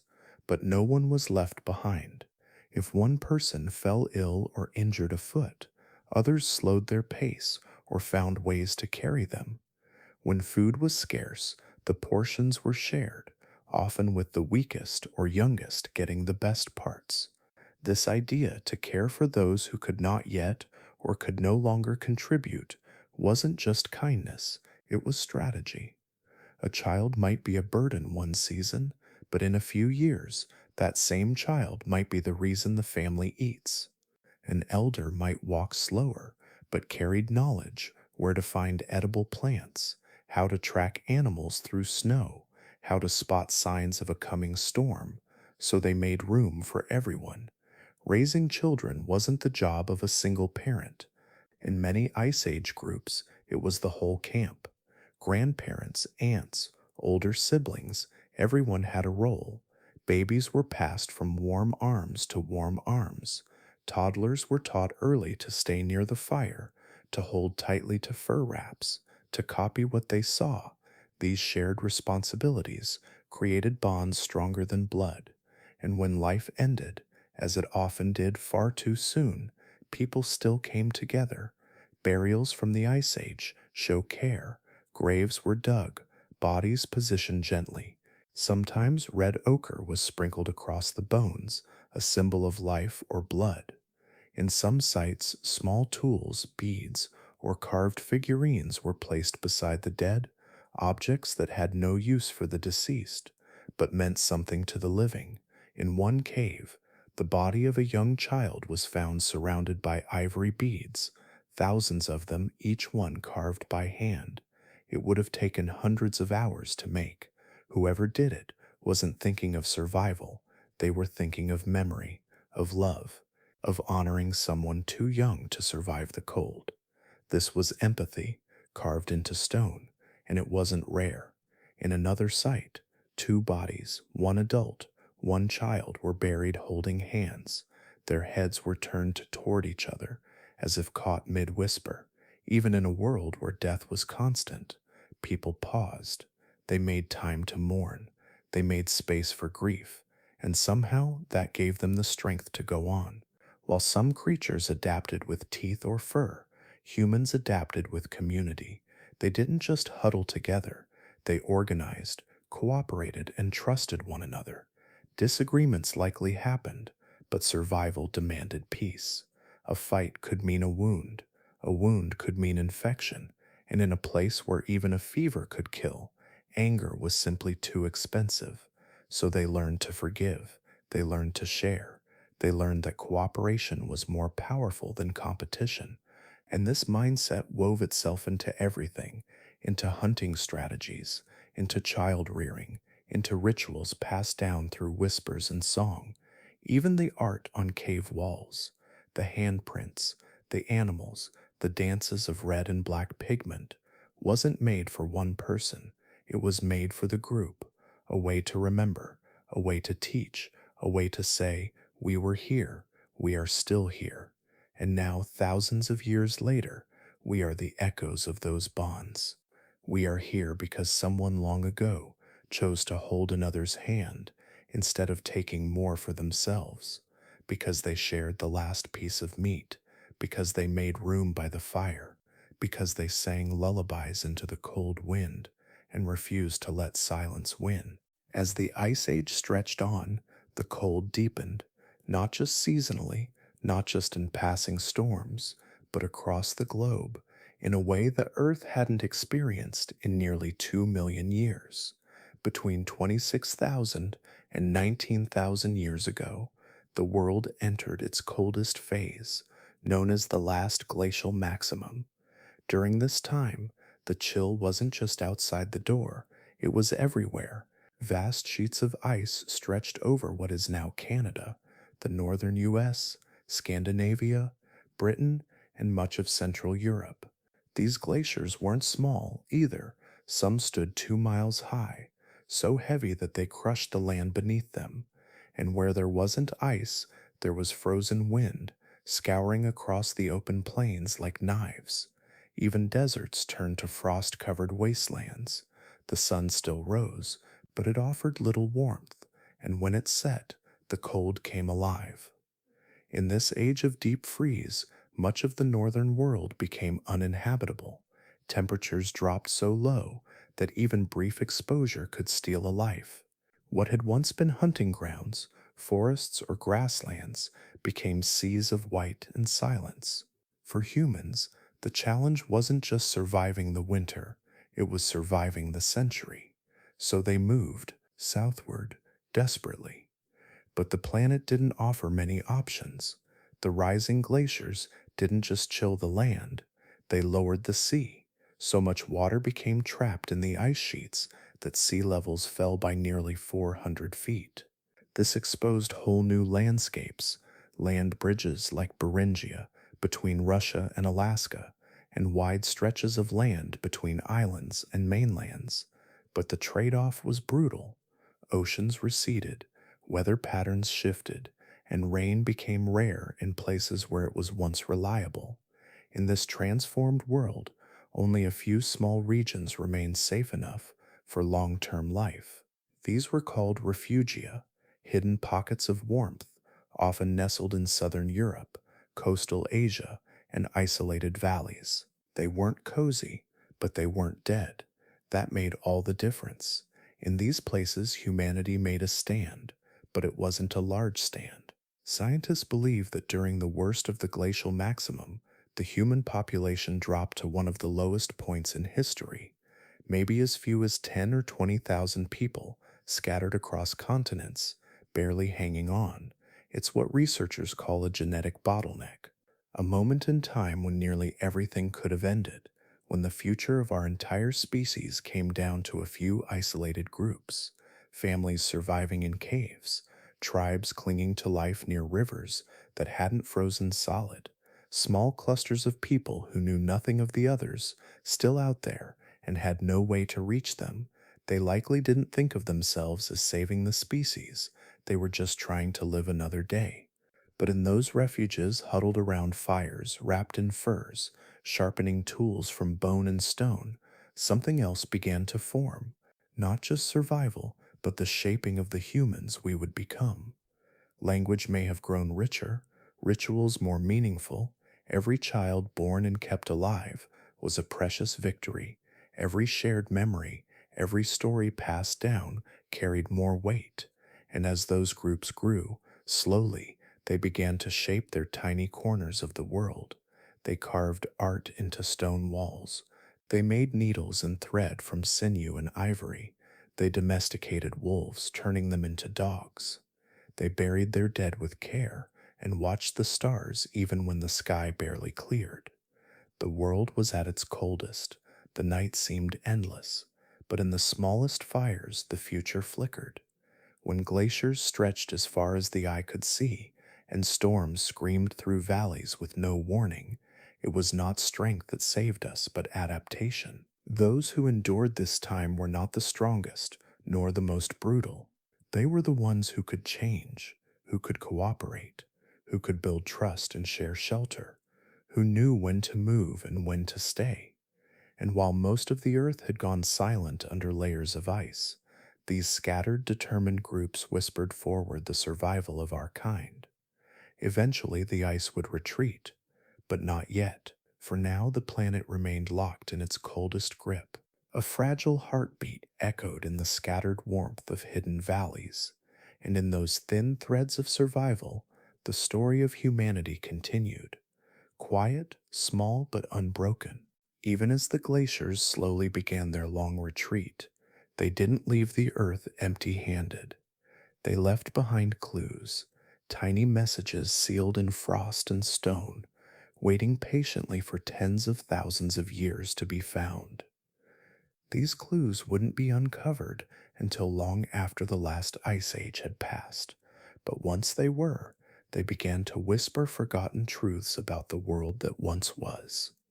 Some of the most powerful of these clues come not from bones or tools, but from the ice itself. High atop the frozen plateaus of Greenland and Antarctica, scientists drill deep into ancient glaciers. Each drill brings up a long cylindrical sample called an ice core. These cores might not look like much at first, just layers of frozen water stacked like pages in a book. But if you look closer, each layer is a year in the life of Earth. Snow that fell 10,000, even 100,000 years ago, was compressed into these icy rings, and trapped inside are tiny air bubbles, frozen bits of ancient atmosphere. By studying them, scientists can read the past like a diary. They learn how much carbon dioxide was in the air, what the temperature was, whether volcanoes had recently erupted. Even pollen grains and traces of ash sometimes drift into the ice, carried from faraway lands by winds that have long gone silent. Each of these elements tells a part of the story about shifting climates, massive eruptions, forest migrations, and even disease. But ice cores aren't the only time capsules hidden in the cold. Far beneath the surface, in permanently frozen ground called permafrost, lie other secrets: preserved animals, frozen in place, ancient seeds that still carry life inside them, and in some rare cases, human artifacts buried and forgotten, untouched by decay. One of the most astonishing discoveries came from the Siberian tundra, a young woolly mammoth, frozen solid. Its skin, hair, muscles, even its last meal, were still intact. Scientists found undigested grass in its stomach and could see the wear patterns on its teeth. This wasn't just a fossil, it was a moment in time, held still by ice. In other places, glacial melt has uncovered stone tools, carved wood, and even the footprints of those who lived through the Ice Age. As the glaciers retreat, they pull back the curtain on lost chapters of our story, revealing what once was hidden under miles of ice. In the Alps, a man was found frozen in the ice, wearing a fur coat and carrying tools. He became known as Butzi the Iceman. Though he lived after the Ice Age ended, his body preserved in glacial ice gave scientists an incredible glimpse into the clothing, diet, and even the injuries of ancient humans. He had tattoos, a copper axe, and remnants of his last meal still in his belly, all of it locked in ice for over 5,000 years. But even now, so much remains buried. In Antarctica, some ice sheets are more than 2 miles thick. Beneath them lie entire landscapes we've never seen: mountains, valleys, even ancient lake systems that have been sealed off from the atmosphere for millions of years. In Greenland, scientists have begun detecting what might be long buried meteor impact craters. And in Siberia, every year the melting permafrost reveals more bones, more tools, and more unanswered questions. We don't yet know everything that's down there. Some things may never be found, but what we have uncovered so far tells us that the Ice Age didn't just shape our survival, it preserved its memory in layers of cold. As we dig deeper, both physically and scientifically, the ice keeps surprising us. Traces of ancient viruses have been found in frozen samples, some still intact, their effects unknown. Long lost animal species, previously thought extinct with no record, have suddenly emerged from the frost. Even evidence of ancient climate shifts has been used to model our own future in the face of modern global warming. The very ice that once threatened our survival is now helping us understand how we made it through. And the more we learn, the more we realize we've barely scratched the surface. Even as glaciers towered over the landscape and snow blanketed much of the earth, the Ice Age wasn't as slow and steady as it might seem. Beneath all that frozen silence, the climate was constantly shifting, sometimes in ways that were fast, violent, and completely unexpected. These sudden changes didn't come over centuries or even decades. Sometimes they happened in a matter of years. And for the people trying to survive in an already brutal world, these swings could mean the difference between life and death. Scientists call them Dansgaard Oeschger events, named after the researchers who first uncovered them in Greenland's ancient ice cores. What they found was shocking. Buried deep in the layers of ice were signs that the Earth's temperature didn't just rise or fall gradually, there were sudden spikes. Sharp, unpredictable bursts of warming, followed by equally sharp collapses back into cold. Imagine a world already on the edge of survival, and then suddenly, the rules change. In some cases, temperatures jumped by as much as 10 degrees Celsius, almost 20 degrees Fahrenheit, in just a few decades. That's faster than anything we're experiencing in modern times.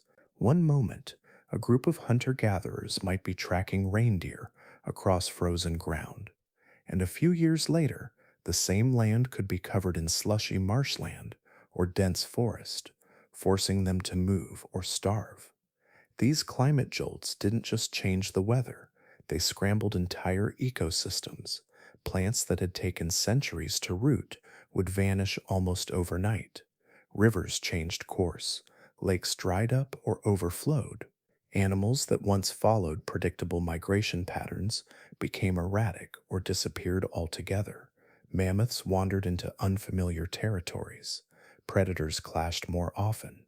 And humans, already few in number, were constantly thrown into new environments with no time to prepare. In some places, fertile hunting grounds became frozen deserts. In others, once stable shelters turned into flood prone traps. People were forced to improvise, to follow game animals into unfamiliar terrain or experiment with new food sources. The rhythm of life was broken over and over again. With so much instability, competition grew fiercer. Groups that had once lived in balance began to clash. Territorial disputes over hunting grounds, water, or firewood erupted more often. Evidence from archaeological sites shows signs of trauma on skeletons, broken bones, weapon marks, hinting at violent encounters between human groups. Not every conflict was over land. Some may have been born from fear, mistrust, or desperation. After all, when survival is at stake, even old alliances can fracture. But the chaos didn't just come from the outside. These abrupt changes also created deep emotional strain. The people of the Ice Age relied on their knowledge of the land, when to move, where to hunt, what to expect. When that knowledge stopped working, uncertainty crept in. Rituals and beliefs may have shifted, or even grown darker, as people tried to explain why the sky behaved so strangely, why the seasons betrayed them, and still they adapted. New tools emerged to suit new challenges, lighter spears, different shelters, perhaps even new ways of storing food or preserving fire. Clothing likely evolved to handle sudden swings between cold and warmth. People began to move more often, covering greater distances to stay ahead of the shifts. They watched the skies, tracked animal paths, listened for signs in the wind. Every change in the environment became a message to be read because not reading it meant death. Some groups found safety by hugging the coastlines, where food was more consistent and the climate more stable. Others ventured into the mountains or forests, seeking new lands as old ones failed. And through it all, the human story pressed forward, not in a straight line, but in a jagged, twisting path shaped by fire, ice, and sudden storms. In the centuries that followed, these unpredictable climate jolts would become woven into myths, stories of great floods, sudden darkness, or vanishing animals, passed down around flickering fires. These tales may have been based not in fantasy, but in memories of real events, of real disasters, of a time when the earth's breath could turn warm or cold in an instant. And even now, the echoes of those ancient shifts still linger, not just in ice cores or bones, but in the way we've learned to live, always watching, always adjusting, because long ago, our ancestors learned the hard way that the world could change overnight. The cold didn't last forever. Around 19,000 years ago, something began to shift, not all at once, but slowly, then faster. The grip of the Ice Age began to loosen. What had once seemed eternal, the endless walls of ice, the frozen rivers, the silent white wastelands, started to crack, retreat, and melt. Earth was warming up again. At first, it may not have been obvious. A slightly longer thaw in the spring, a river that didn't freeze quite as deep, but these tiny changes were only the beginning. Beneath the glaciers, pressure had been building for centuries. Massive sheets of ice, miles thick, had pressed down on the land, trapping cold, reshaping the crust beneath their weight.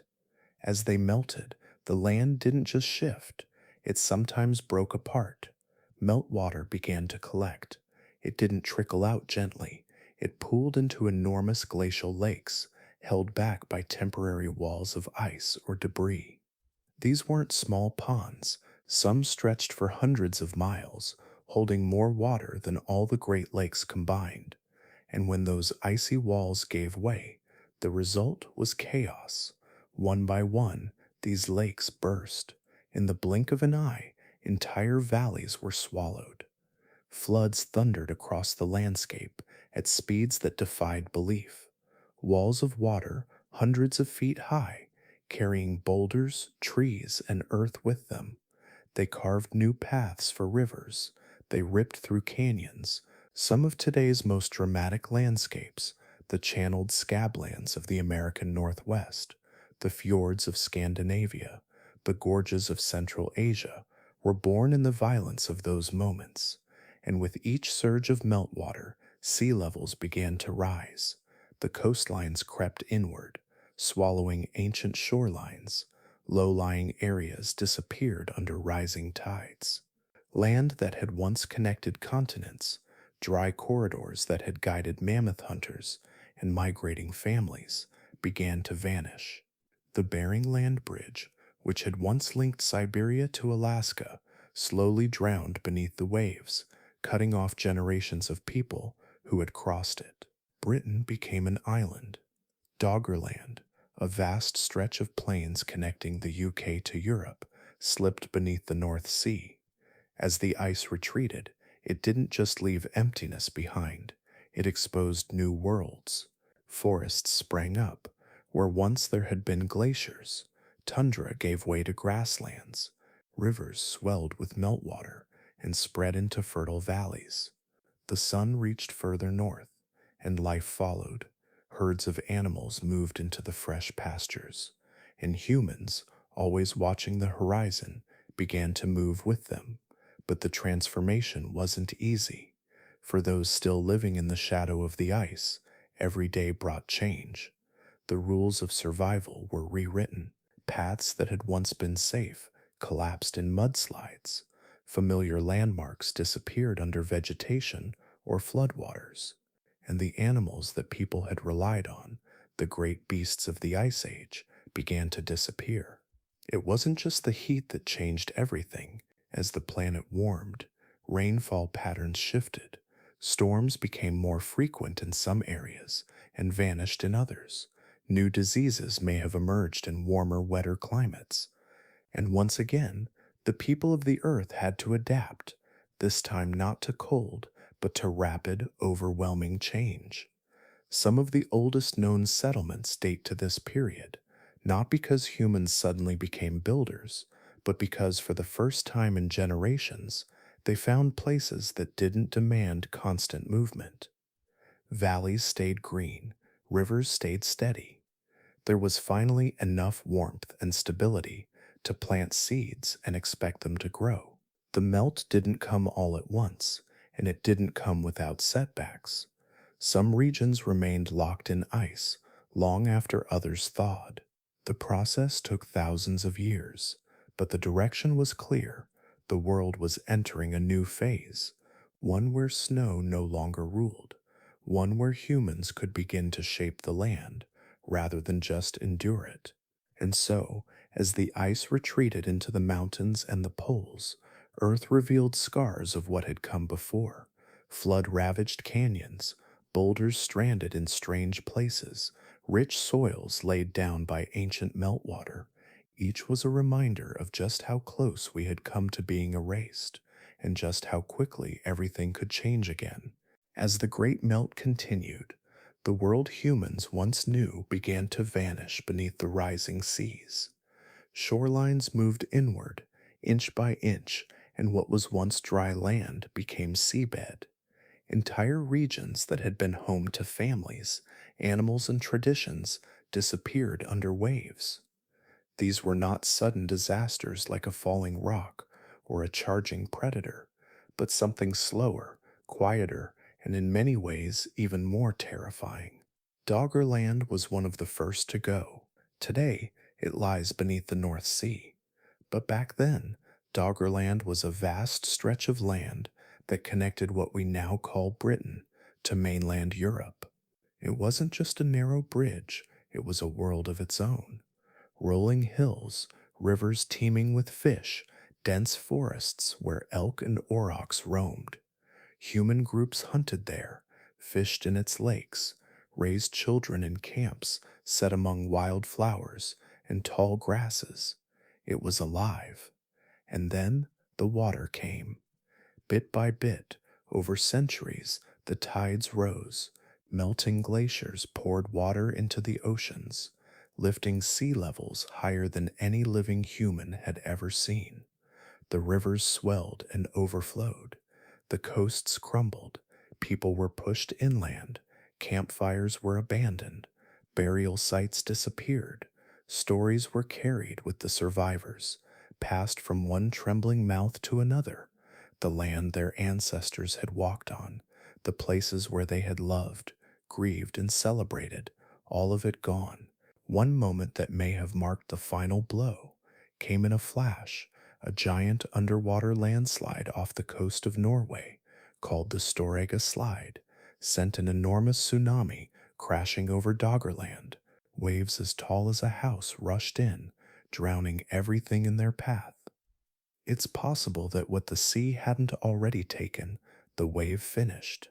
After that, Doggerland was no longer land, it was ocean, and Doggerland wasn't alone. To the southeast, another transformation was brewing, this time in the region that would become the Black Sea. Here, something even more dramatic may have happened. As the Mediterranean continued to rise, the narrow land barrier that separated it from the freshwater lake beyond finally gave way. Salt water surged through the Bosporus Strait, and in a matter of months, or maybe even days, an inland world was gone.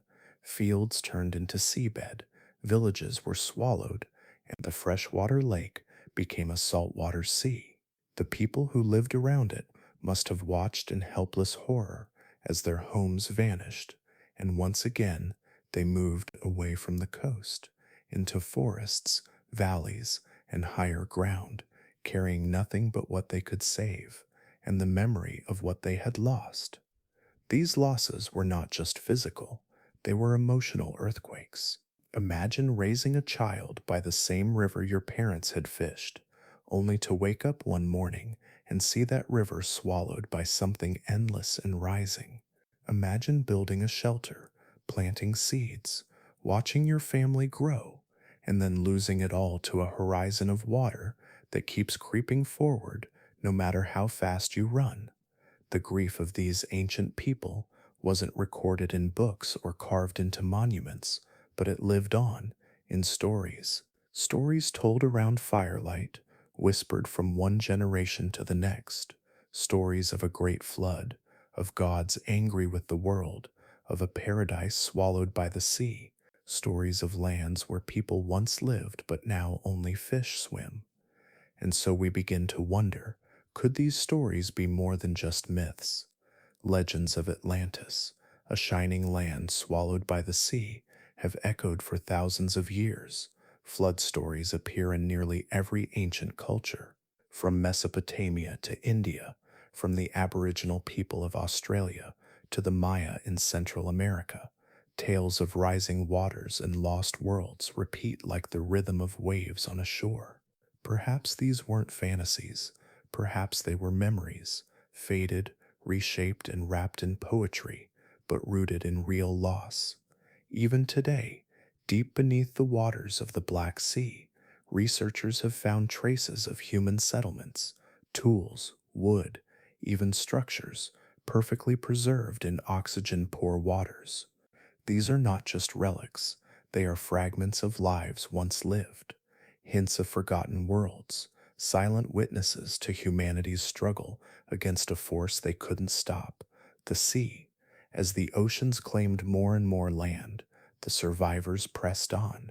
They found new homes, new rivers, new stories, but behind their eyes and in the hearts of those who came after was always the shadow of the drowned, a quiet ache, a distant memory of a homeland now lost to time and tide. And that memory would shape them and us in ways that stretched far beyond what they could see. Just when the ice seemed to be loosening its grip and the world was warming into something gentler, it happened again. The cold came back. Not slowly this time, not in careful creeping steps like before. This time, it returned with force, sudden, sharp, and brutal. It was around 12,900 years ago. Forests had begun to spread, grasslands stretched wider, glaciers were shrinking, rivers ran freer, and the air held the promise of renewal. But that promise was broken. As if the earth had changed its mind, temperatures plummeted once more. In just a matter of years, not centuries, the world plunged back into a glacial state. It was the last great freeze of the Ice Age. Scientists call it the Younger Dryas. For those living through it, there was no name, only confusion, only cold. The cause is still debated, but clues buried in the ground and locked in ancient ice suggest that something violent may have triggered it. Some point to a comet, a sudden cosmic visitor from the stars. There's a layer of sediment found at sites across the world, filled with tiny glass-like spherules, high-temperature carbon, and iridium, the kind often associated with extraterrestrial impacts. These materials don't belong in ordinary soil. They speak of fire, of something crashing into the earth and igniting the sky. Others point to the meltwater itself. As the glaciers retreated, massive freshwater lakes formed along the edges. One of the largest, Lake Agassiz, sat heavy on the land. And then, all at once, it burst. Billions of gallons of cold fresh water surged into the North Atlantic. Ocean currents that carried warm water to the northern hemisphere were thrown off balance. Like a heartbeat disrupted, the climate system stumbled and winter returned. Still others suspect volcanic eruptions. Dark ash and sulfur gases spewed into the sky, blocking out sunlight. Temperatures dropped, crops failed, animals died. People moved, or they didn't move fast enough. Whatever the cause, the result was the same: a final, punishing freeze. The earth cooled sharply. In Greenland, average temperatures fell by as much as 10 degrees Celsius. Glaciers began to expand again. Permafrost reformed. In many parts of the world, plants vanished. Forests stopped growing. Mammoths and giant deer that had only just returned to their feeding grounds suddenly found the grasses gone. Hunters found themselves chasing ghosts. The land was dying again, and so were the animals. This cold snap may have been the last blow for the megafauna. Already weakened by changing habitats and human hunting, they now faced a landscape turning back to ice. Populations collapsed. Some vanished completely. The woolly rhinoceros, gone. The saber-toothed, gone. The giant short-faced bear, gone. In some corners, a few species would linger for a while longer, holding on like whispers from a fading dream, but this was the beginning of their end. For humans, the younger Dryas was more than just a drop in temperature. It was a challenge to everything they had built. Fires had to be kept burning longer. Food became scarcer. Migration paths froze over. Plants no longer bloomed when they were expected to. The timing of the seasons grew unpredictable. Even the animals that survived changed their patterns, making them harder to track, harder to catch.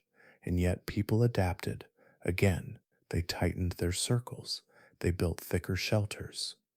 In the Levant, some began to store grains, marking the earliest hints of farming. The pressure to survive pushed invention. It forced collaboration. Every failure became a lesson, every loss a new strategy. Some groups moved south, following warmth. Others huddled in shrinking habitable zones. Cooperation wasn't a luxury, it was life or death. Elders passed on warnings, wrapped in stories. Children were taught with urgency. Knowledge was shared like fire in the cold, a resource too precious to keep to oneself. In northern Europe and Asia, the cold returned with howling winds. Hunters wrapped themselves tighter in hides and followed what few animals remained, sometimes for weeks across frozen tundra. In the Americas, groups that had only just crossed into new territories found their paths blocked again by glaciers growing backwards, reclaiming land they had abandoned. In the Middle East, in a region we now call the Fertile Crescent, the weather whiplash may have shocked early gatherers into planting seeds and staying put, planting the first roots of settled life. It was a time of desperation, but also, strangely, a turning point. The final winter didn't break us, it sharpened us. While other species faded into the frost, humans endured, not because we were stronger, but because we were adaptable, inventive, and willing to change everything just to hold on. And then, as quickly as it had returned, the cold began to lift again. The cold did not kill us. The hunger did not finish us. The endless dark, the blizzards, the megafauna collapsing into extinction, none of it erased us. And the reason lies not in strength, not in speed or size, but in something quieter, almost invisible. We were adaptable, we were inventive, and more than anything else, we were together. Unlike other animals that vanished when their food disappeared or the cold moved in, humans changed how they lived. We didn't cling to a single way of doing things. When the mammoths moved, we followed. When they died out, we found smaller prey.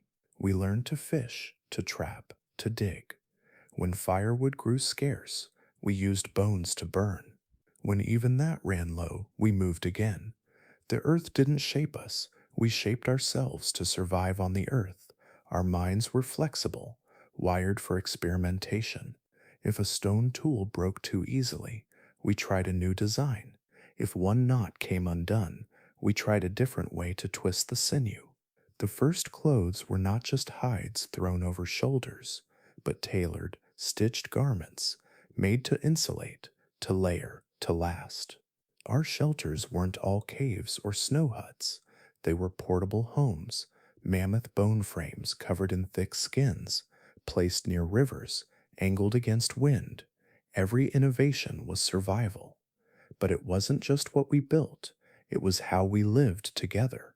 In small groups, huddled around firelight, something invisible flowed between us. Language, stories, warnings, memories. A grandmother whispered about the last storm that took a family. A father taught his son how to set a trap near the edge of the marsh. These words moved across generations like seeds. We weren't starting over each time. We were building upward, generation by generation, layering knowledge like furs in winter. And that memory wasn't just spoken, it was woven into culture, carried in song, etched into bones, painted on cave walls. The mammoth carved into ivory wasn't just art, it was a record of a hunt, a lesson, a truth. The dots and spirals painted deep in a cave weren't random, they carried patterns, moon cycles, migration maps, maybe even prayers. That ability to remember, to teach, to learn from what came before may have been our greatest edge. Most animals forget after one lifetime, but we passed wisdom down like fire. We remembered the places where the ice cracked thin. We knew which berries to eat and which to leave. We remembered which stranger could be trusted and which one had taken food when famine hit. Still, we weren't the only ones who walked upright. We weren't the only hominins who hunted, who used tools, who buried their dead. Neanderthals did too. So did Denisovans, though their story is mostly written in fragments of DNA and broken teeth. They lived in caves. They shaped tools. They even left behind traces of pigments, red ochre, just like us. And then they vanished, but not entirely. Inside our bodies today, their legacy lives on, in the DNA of modern people, especially in parts of Europe and Asia, are threads inherited from Neanderthals, genes for immune system strength, skin tone, fat metabolism, traits that may have helped us survive cold, fight infection, digest unfamiliar foods. Denisovan DNA lingers too, in people from Melanesia, from parts of Southeast Asia and Tibet. Some of the traits that let humans breathe at high altitudes come from them. We didn't just compete with these relatives, we mixed with them, shared fire with them, in some cases perhaps raised children with them, and in doing so, we inherited a patchwork of strength, pieces of other ancient humans woven into us, carried forward. That inheritance, combined with our drive to solve problems and hold together as groups, made us extraordinarily resilient. When the world shifted underfoot, when ice walls crumbled, rivers moved, animals disappeared, we didn't freeze, we found another way. We also made alliances, not just with each other, but with other species. Wolves became dogs. Cold, watchful eyes became loyal companions. They warned us of danger, helped us hunt, gave warmth on bitter nights. It wasn't just practical, it was emotional. Humans and animals forming bonds that transcended instinct, that coevolution of empathy, that was new. By the time the final winter faded, we weren't the same creatures who had first stepped out of Africa. We were leaner, sharper, more connected. The ice hadn't broken us, it had forged us into planners, storytellers, builders, artists, and survivors. And the story, of course, wasn't over, because once the ice began to truly recede, we began to rise.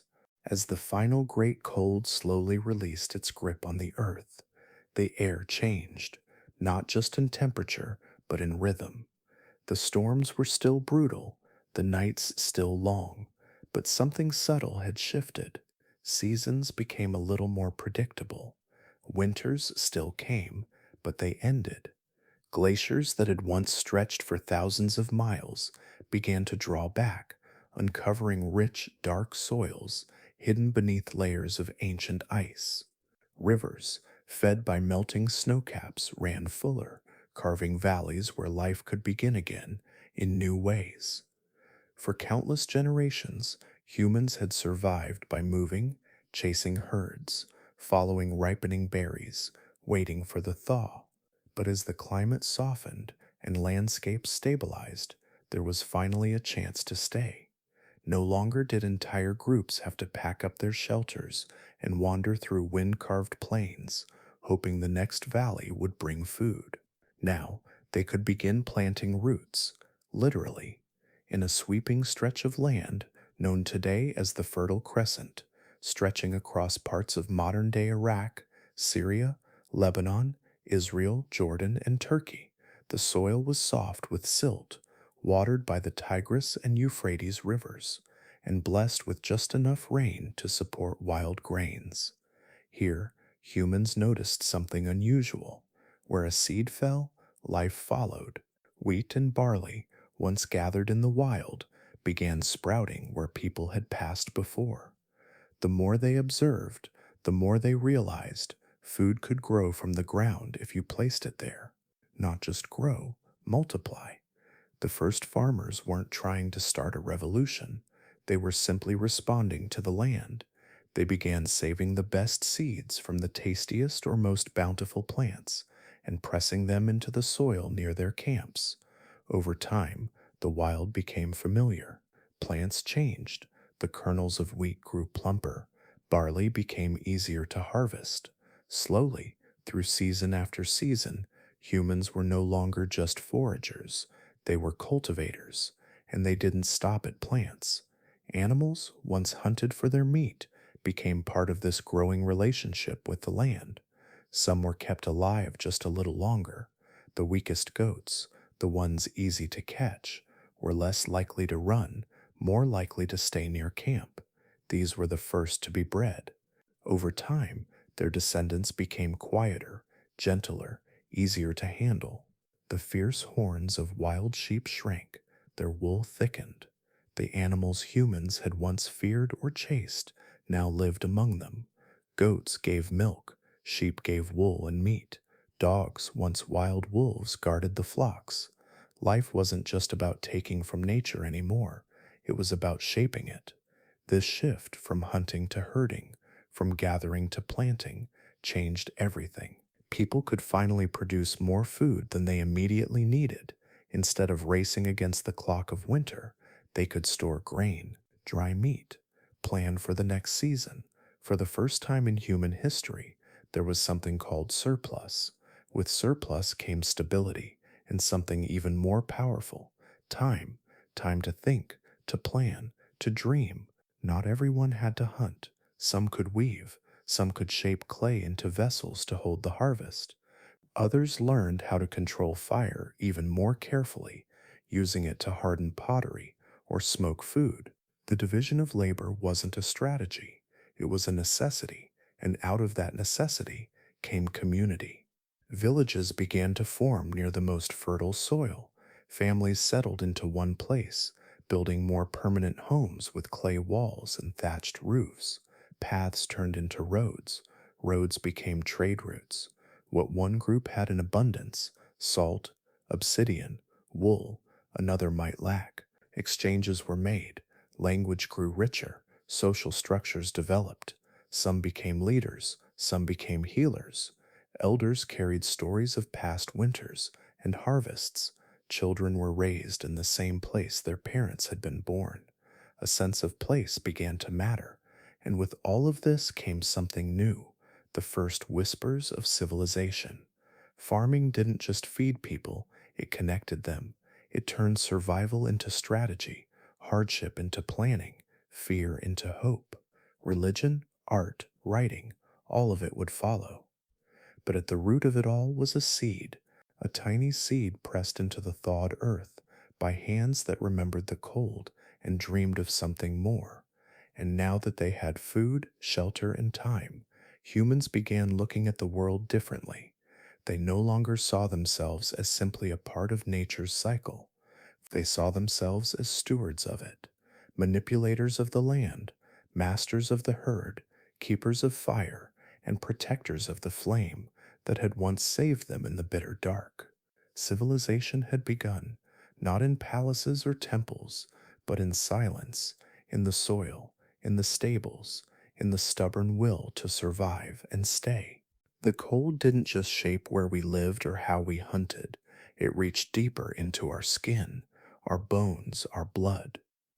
The Ice Age wasn't just a trial of endurance, it was a slow, relentless sculptor, carving new shapes into the human body. The harsh climate demanded changes not only in behavior, but in biology, and over thousands of years it left its fingerprints on our very form. Living in sub zero temperatures meant heat had to be preserved at all costs. Heat lost was often life lost.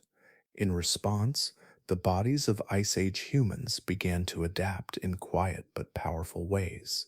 Limbs grew shorter, reducing the surface area where heat could escape. Fingers and toes, once more slender in tropical regions, became thicker and stubbier in the cold. Legs became stockier, torsos broader, all part of a compact frame designed to hold warmth closer to the core.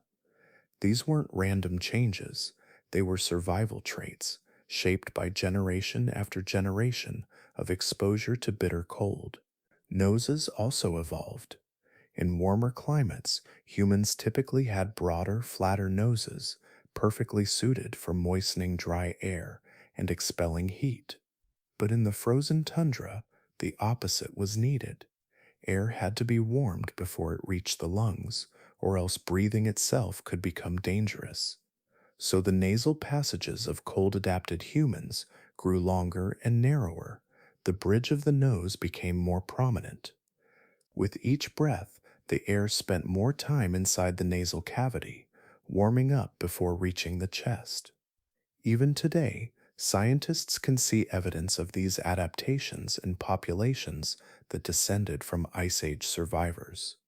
But temperature wasn't the only challenge, there was also diet. Life on the edge of glaciers didn't offer much in the way of fruits or vegetables. For long stretches of the year, the only food available came from animals, mostly fat and protein. This shift in diet pushed the human gut to evolve as well.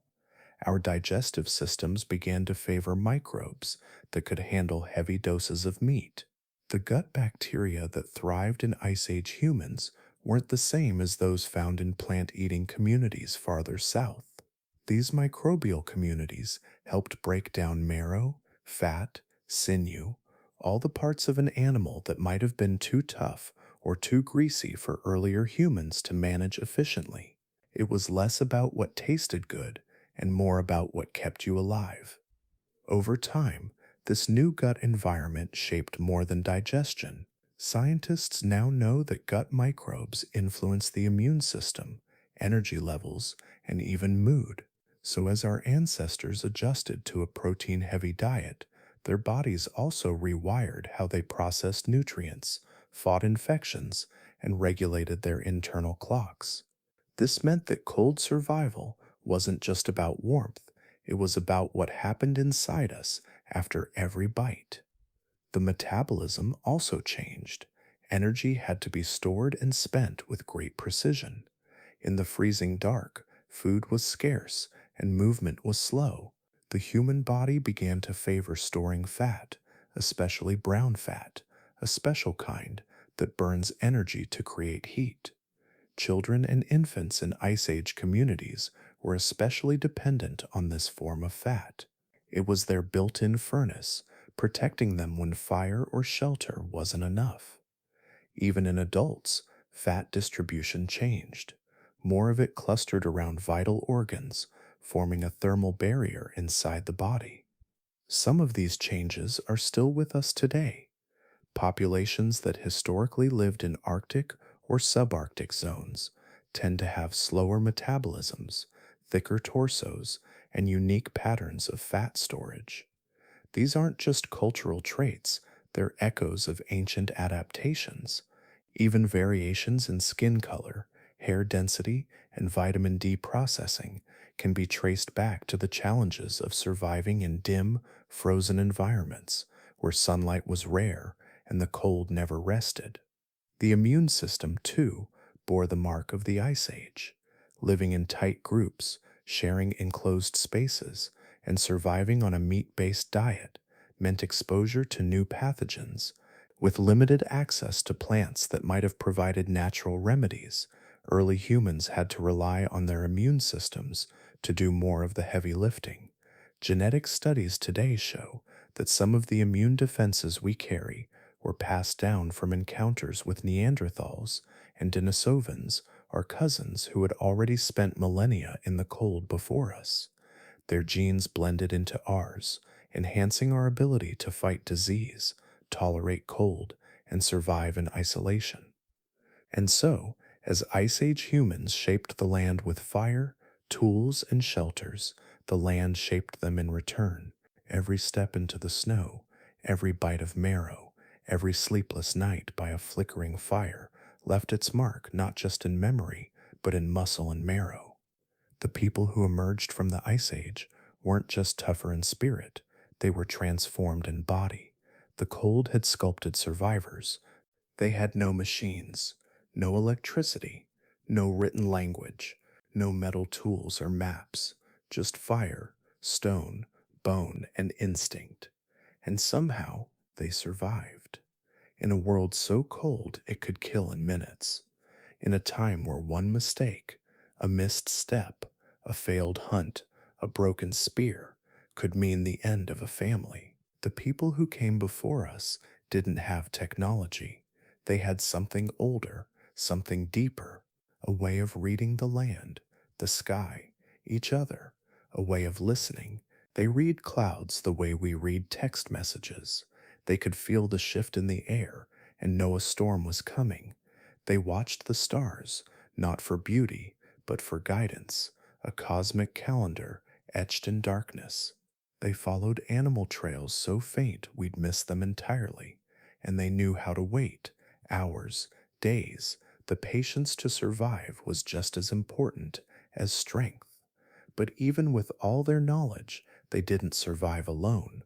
What made the difference wasn't just skill or fire, it was each other. A lone human in that frozen world would rarely last, but a group, a tribe, that was power, not because of numbers, but because of what those numbers meant. Shared labor, shared food, shared warmth, a circle around a fire where stories were told, lessons passed down, and laughter could still echo even in the worst of times. We tend to think of our ancestors as primitive, as if lacking technology made them less intelligent. But the truth is, their intelligence looked different. It lived in their hands, the way they shaped a stone into a tool with perfect angles for cutting. It lived in their feet, the way they moved through forests, deserts, or ice without GPS or shoes with memory foam.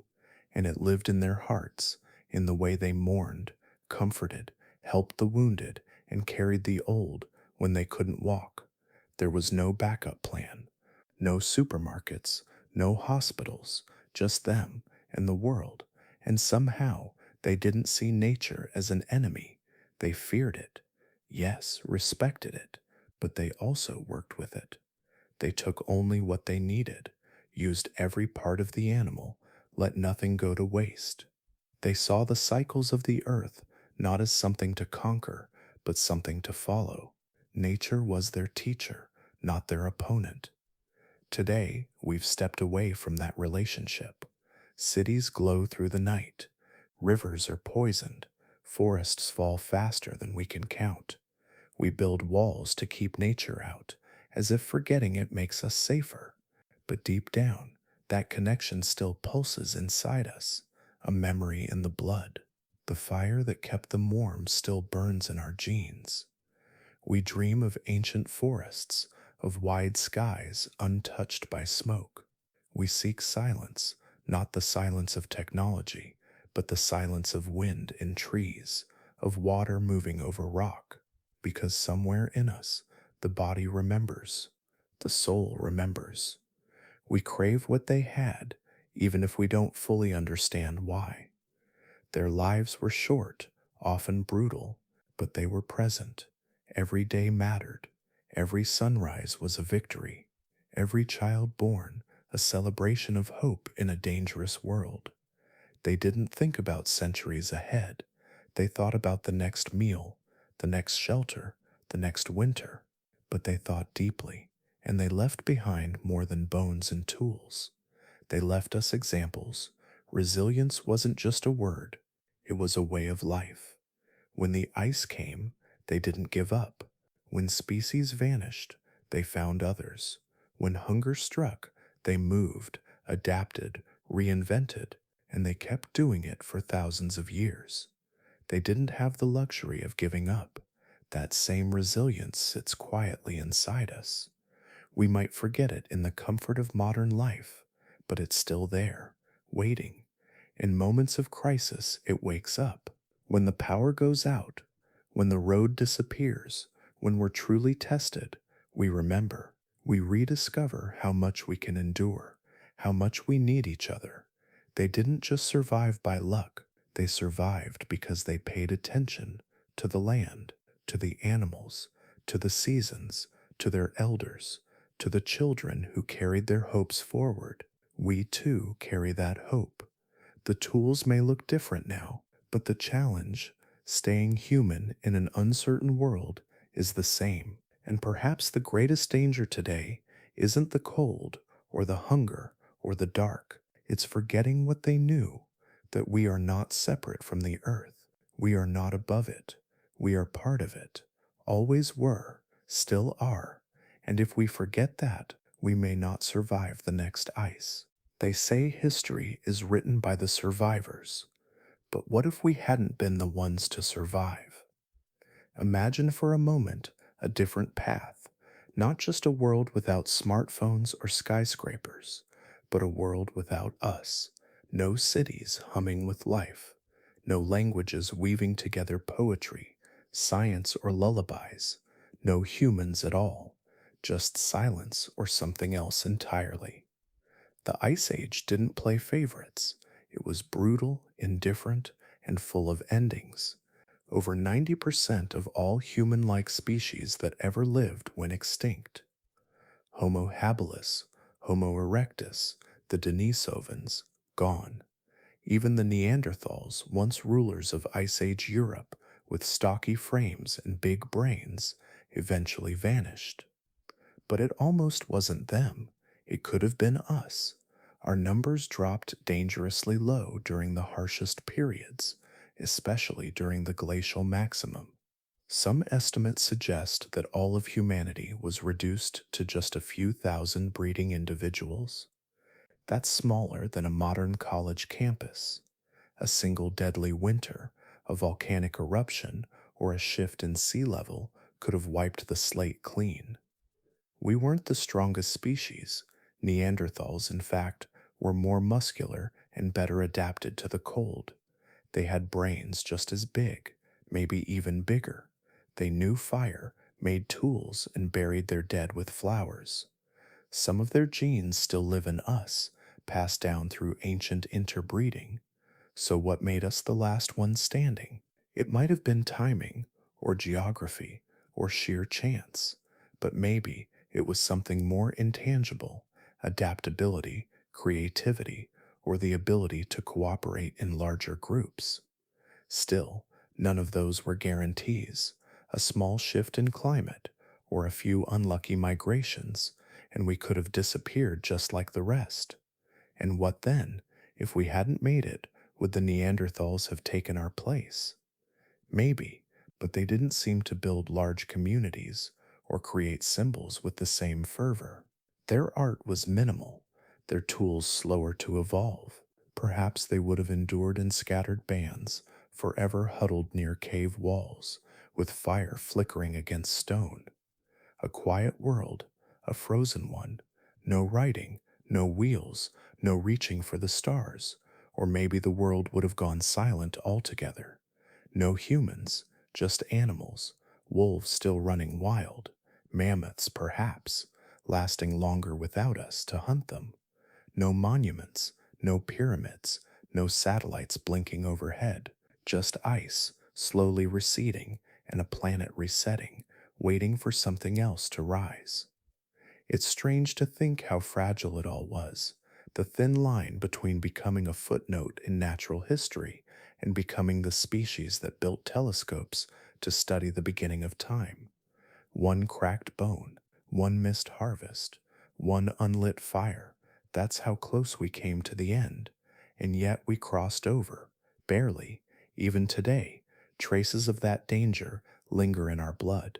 We carry genes shaped by disaster, immune responses molded by ancient plagues, instincts fine tuned to threats long gone. We flinch at shadows not because we're weak, but because our ancestors had to survive nights filled with predators. We fear hunger because once a failed hunt meant death, and those fears were earned. The line between existence and extinction was razor thin. Entire groups must have vanished without a trace. No burials, no records, no one to mourn them. The only reason we're here is because somewhere, somehow, someone survived. Someone kept going through frostbite, famine, and grief. What's more sobering is how little it would have taken for none of us to be here. If a single drought had lasted longer, if a comet had struck earlier, if we had turned on each other instead of pulling closer, the future wasn't promised. It was clawed out of darkness, step by frozen step. We often take our existence for granted, but everything, our art, our questions, our science, our laughter, rests on the thinnest of threads. The fact that we tell stories, build cities, and ponder galaxies is not normal. It's a miracle born of countless almosts, almost extinct, almost forgotten, almost never, and yet here we are, in the quietest corners of the earth, from frozen mountain caves to sun-baked desert plains. Old stories still echo, tales passed from voice to voice, elder to child, campfire to temple, and woven deep into those stories are shadows of a time long past, a time when the earth was colder, darker, and far less forgiving. These stories, strange and magical on the surface, may be more than just imagination. They may be memories, worn and warped by time, yes, but rooted in truth, the truth of the Ice Age. Look closely, and you'll see these ancient whispers everywhere. Almost every major culture on Earth has some version of a flood myth, a great deluge that covered the world, wiping away old civilizations and forcing humanity to start again. The Mesopotamians had the Epic of Gilgamesh, where gods drowned the earth in rage. In the Bible, Noah builds an ark as the heavens open. The Aztecs believed in sun cycles destroyed by water. Aboriginal Australians speak of land swallowed by the sea. But these may not be just metaphors.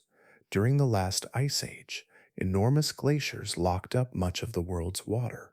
When the ice began to melt around 19,000 years ago, sea levels rose by hundreds of feet. Entire coastlines vanished. Great land bridges were lost. Doggerland, the once dry plains between Britain and Europe, sank beneath waves.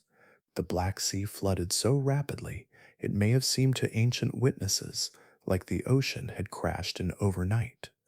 Those who survived didn't write it down, but they told the tale again and again until myth was all that remained. And what about the monsters?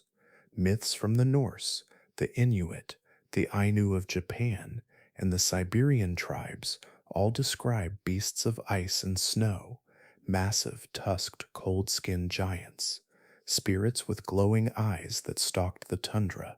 Some say they were gods, some say they were demons, but maybe, just maybe, they were mammoths, or woolly rhinoceroses, or even saber-toothed cats, real animals, frightening, awe-inspiring, and now extinct, that early humans once stood toe-to-toe with. Over time, as the creatures disappeared and the stories remained, they grew horns, wings, magic, because even memories evolve. The Inuit still tell stories of the Symbolic, a creature that waits beneath icy waters to snatch careless children. The Chukchi people speak of powerful beings who ride on blizzards and punish those who disrespect the land. And the Ainu once feared a spirit called the Kamu, a bear like force of nature with both fury and wisdom. These weren't just bedtime tales, they were warnings, lessons, encoded survival guides wrapped in magic. In warmer regions where ice was something heard of but rarely seen, ancient people still told stories of frozen worlds. Hindus speak of Mount Meru, surrounded by lands of snow and eternal night. The Greeks feared Hyperborea, a distant frozen land beyond the north wind. And in Chinese folklore, the Kunlun Mountains held the cold breath of dragons and immortals. The world remembered what it had barely escaped, even in places the glaciers never touched. And at the heart of many cultures, fire, not just physical fire, but fire as spirit, protection, and transformation. Prometheus stealing fire from the gods. Agni, the Hindu flame deity, delivering warmth and prayers.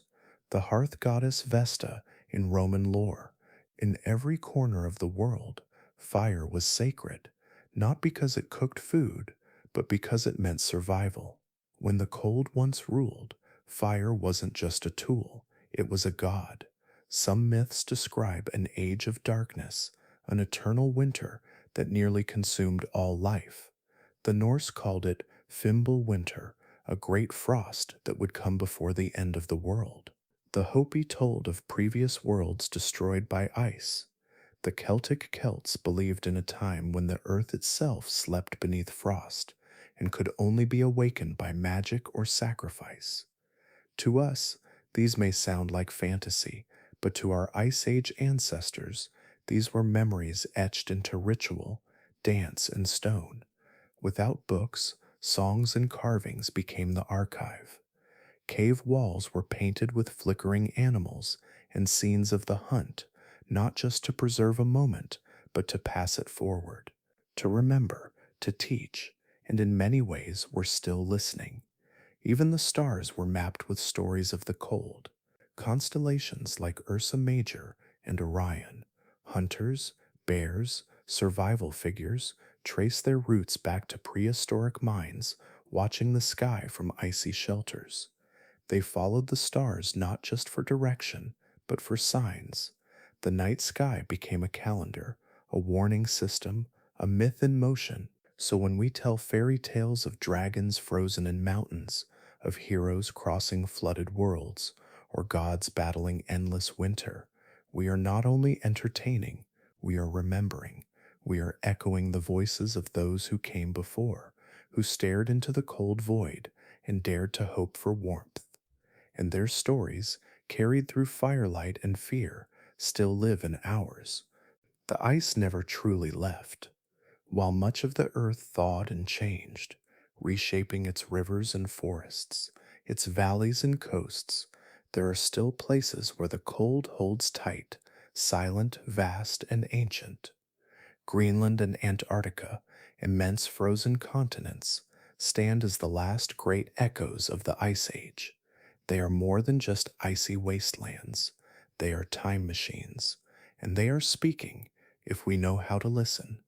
Beneath miles of compacted snow and buried storms lies history locked in layers.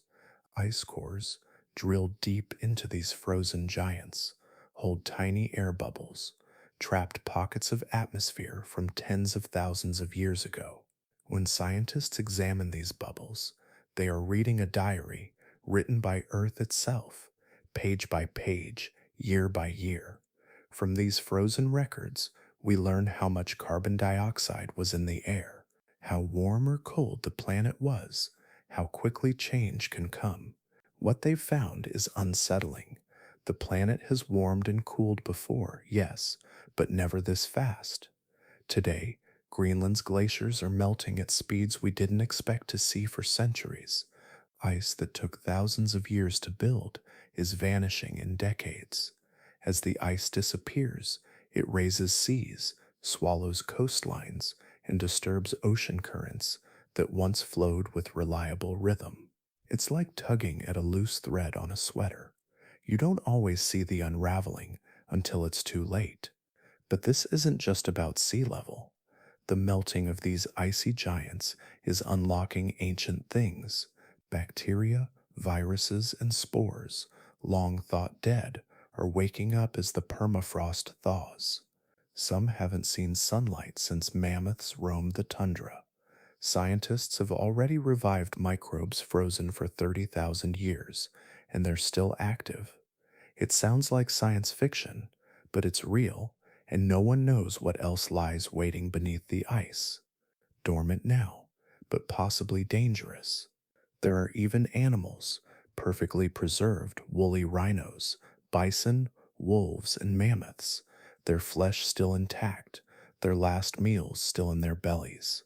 They died quickly, often trapped by a sudden freeze, then kept untouched for millennia. These are not just fossils, they are whispers from another world, a reminder of how swiftly life can vanish when the planet changes its mind. The warnings are not subtle.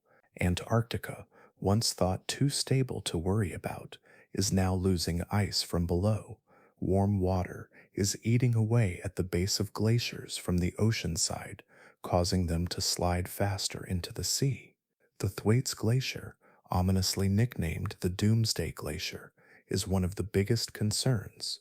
If it collapses, it could trigger a chain reaction, lifting sea levels by several feet and flooding entire cities. But perhaps the most haunting truth is this: the ice remembers. It remembers the last time we neared extinction. It holds the signature of every great fire, every dry age, every sudden storm. It tells us of a world that has been wounded before, and how close we came to silence. Now it's telling us that we're doing it again, only faster. The signs are there: meltwater flowing across glacial surfaces, carving rivers where once there was only silence, ancient methane gas burping up from thawing Siberian soils, adding heat to the fire, ice shelves cracking and collapsing like shattered glass. The very same conditions that once forced humans into caves and nearly erased us, rising seas, erratic weather, vanishing food, are reawakening. But this time, it's not a natural cycle. This time, we lit the fuse. Still, the frozen world doesn't shout. It doesn't beg. It simply reflects the truth. In its silence, there is clarity. It is up to us to decide whether we will heed what it's showing us, whether we'll see those layers of snow and remember they were formed by storms of suffering, whether we'll understand that buried beneath the cold is not just data, but the echo of a world that nearly didn't make it. And if we listen closely enough, we may recognize that the story of the Ice Age isn't over. We are still writing its last chapters. The Earth has always moved in rhythms, slow, sweeping cycles that stretch beyond the span of any human lifetime, warming and cooling, expansion and retreat. And just as there was a time when towering walls of ice shaped the land and threatened the very survival of our species, the question now hangs in the air: could it happen again? To answer that, we have to understand how ice ages begin in the first place. They're not sudden, they creep in slowly, like a long twilight settling over the planet. Scientists believe the triggers lie in the shape of Earth's orbit and the tilt of its axis. These are called Milankovitch cycles, tiny changes in how the Earth moves around the Sun over tens of thousands of years. Sometimes we tilt a little more, sometimes we wobble differently, sometimes we drift slightly farther or closer from the Sun. Alone, these shifts wouldn't cause much trouble, but when they line up just right, they tip the balance, and a cooling trend begins. That's when the ice starts to grow. Winters stay longer. Summers don't melt all the snow. Glaciers expand. Sunlight reflects off the white surface, bouncing heat back into space, cooling the planet even more. It becomes a feedback loop, a slow march into deep freeze. But here's where the story takes a sharp turn, because this time something is different. The rhythm is offbeat. The next ice age, based on the natural timing of these cycles, should be starting soon, perhaps within the next few thousand years. But the signs aren't there. The Earth isn't cooling, it's heating rapidly, and it's because of us. By burning coal, oil, and gas, we've filled the air with greenhouse gases, carbon dioxide, methane, and more. These trap heat like a thick blanket wrapped around the planet. They overpower the subtle tug of Earth's orbital shifts. In fact, some scientists believe we may have delayed the next ice age by tens of thousands of years, maybe even ended the cycle completely. We've changed the rules of the game. We've interrupted a natural pattern that shaped the world for millions of years. And yet, the possibility of a return to ice is never entirely gone. If we were to somehow halt our emissions overnight, if volcanic activity surged, or if a sudden event like a massive asteroid impact or a collapse of ocean currents triggered rapid cooling, the planet could shift again. Not tomorrow, not next decade, but the long game of climate is full of surprises. We don't always see the turning point until we've already passed it. So the real question becomes, would we be ready?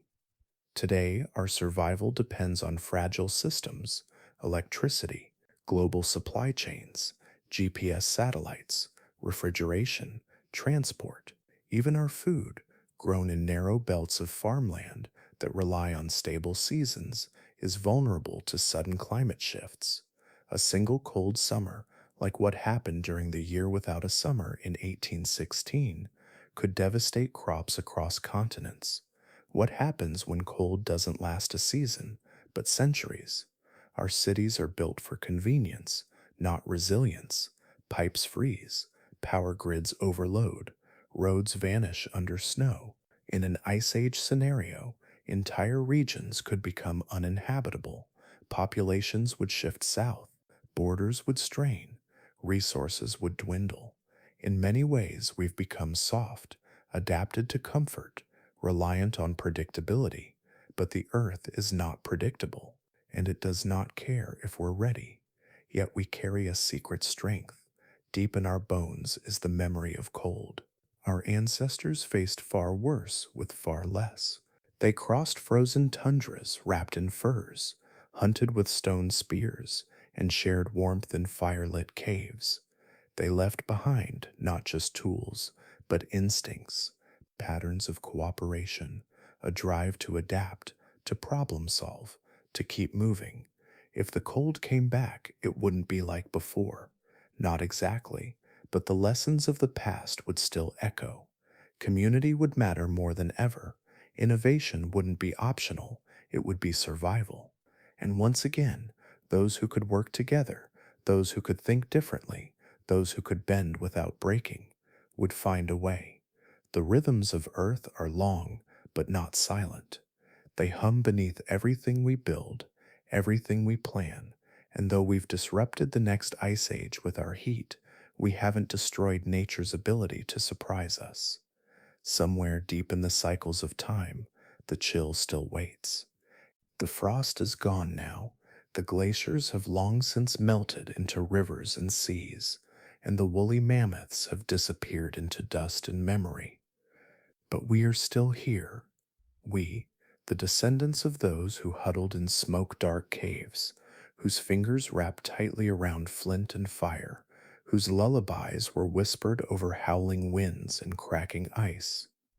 We come from survivors, from people who saw the sun vanish behind clouds of snow, who felt hunger that bit deeper than the cold, and still they endured. We are not here by chance, not by luck, but because a spark was kept alive, a spark of invention, of love, of courage, of warmth, passed hand to hand through countless generations. That spark lit the fires that cooked marrow-rich bones, that forged spears tipped with flint, that flickered on cave walls where beauty was painted into stone. It was the fire of memory, of togetherness, of belief that the next dawn would come, even when the night seemed endless. Now, In the quiet comfort of central heating and glowing screens, it's easy to forget how recent our fight for survival truly was, how close we came to vanishing.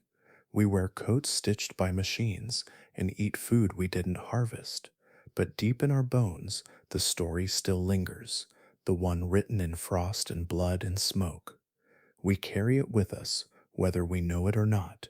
And maybe the most powerful truth of all is this: we didn't survive alone. When the blizzard came, it wasn't the strongest who made it. It was the ones who shared, who gathered in circles, who watched over the children and honored the old, who buried their dead with care, even in the coldest seasons, who looked at the flicker of life in another's eyes and said, "You matter, you belong." Our ancestors didn't just hunt and run, they told stories, they carved symbols, they shaped songs and rituals and meanings that outlived the ice. Even in darkness, they dreamed of more than survival. They dreamed of beauty, of tomorrow. That might be the most human thing of all. So now we must ask ourselves, what will our stories be? If the earth were to tremble again, if glaciers returned, or skies fell silent, what would remain of us? Not the skyscrapers, not the data, but perhaps the stories, the connections, the echoes of our resilience. What memories are we carving into stone? What firelight are we passing forward? And maybe, just maybe, that's why we're drawn to these ancient tales, to remember who we are, to hear the quiet courage of those who came before, and to remind ourselves that even in the harshest winters, something warm can live in us still. Now, we invite you to pause and reflect. Which part of this survival story moved you most? Was it the cave paintings glowing beneath flickering flames? The mothers sewing furs by hand in the dark? The children gripping bone flutes while snow blew outside? Or the moment when it seemed we might not make it, but still did? If this journey into the cold past stirred something in you, we'd love to hear it. Leave a comment below and share your thoughts. Your reflections are a part of keeping this fire alive. And if you'd like to continue exploring the hidden corners of human history, where science meets wonder and time becomes soft and slow, subscribe to the channel. This is where we gather, where we remember, where we keep the stories burning. Because though the glaciers have melted and the world has changed, the flame that brought us here still flickers. It lives in the way we tell stories, in the way we care for each other, in the questions we ask about the past, and the hope we carry into the future. We are here, not by accident, not by strength alone, but by firelight, passed hand to hand, still warm, still glowing, still burning,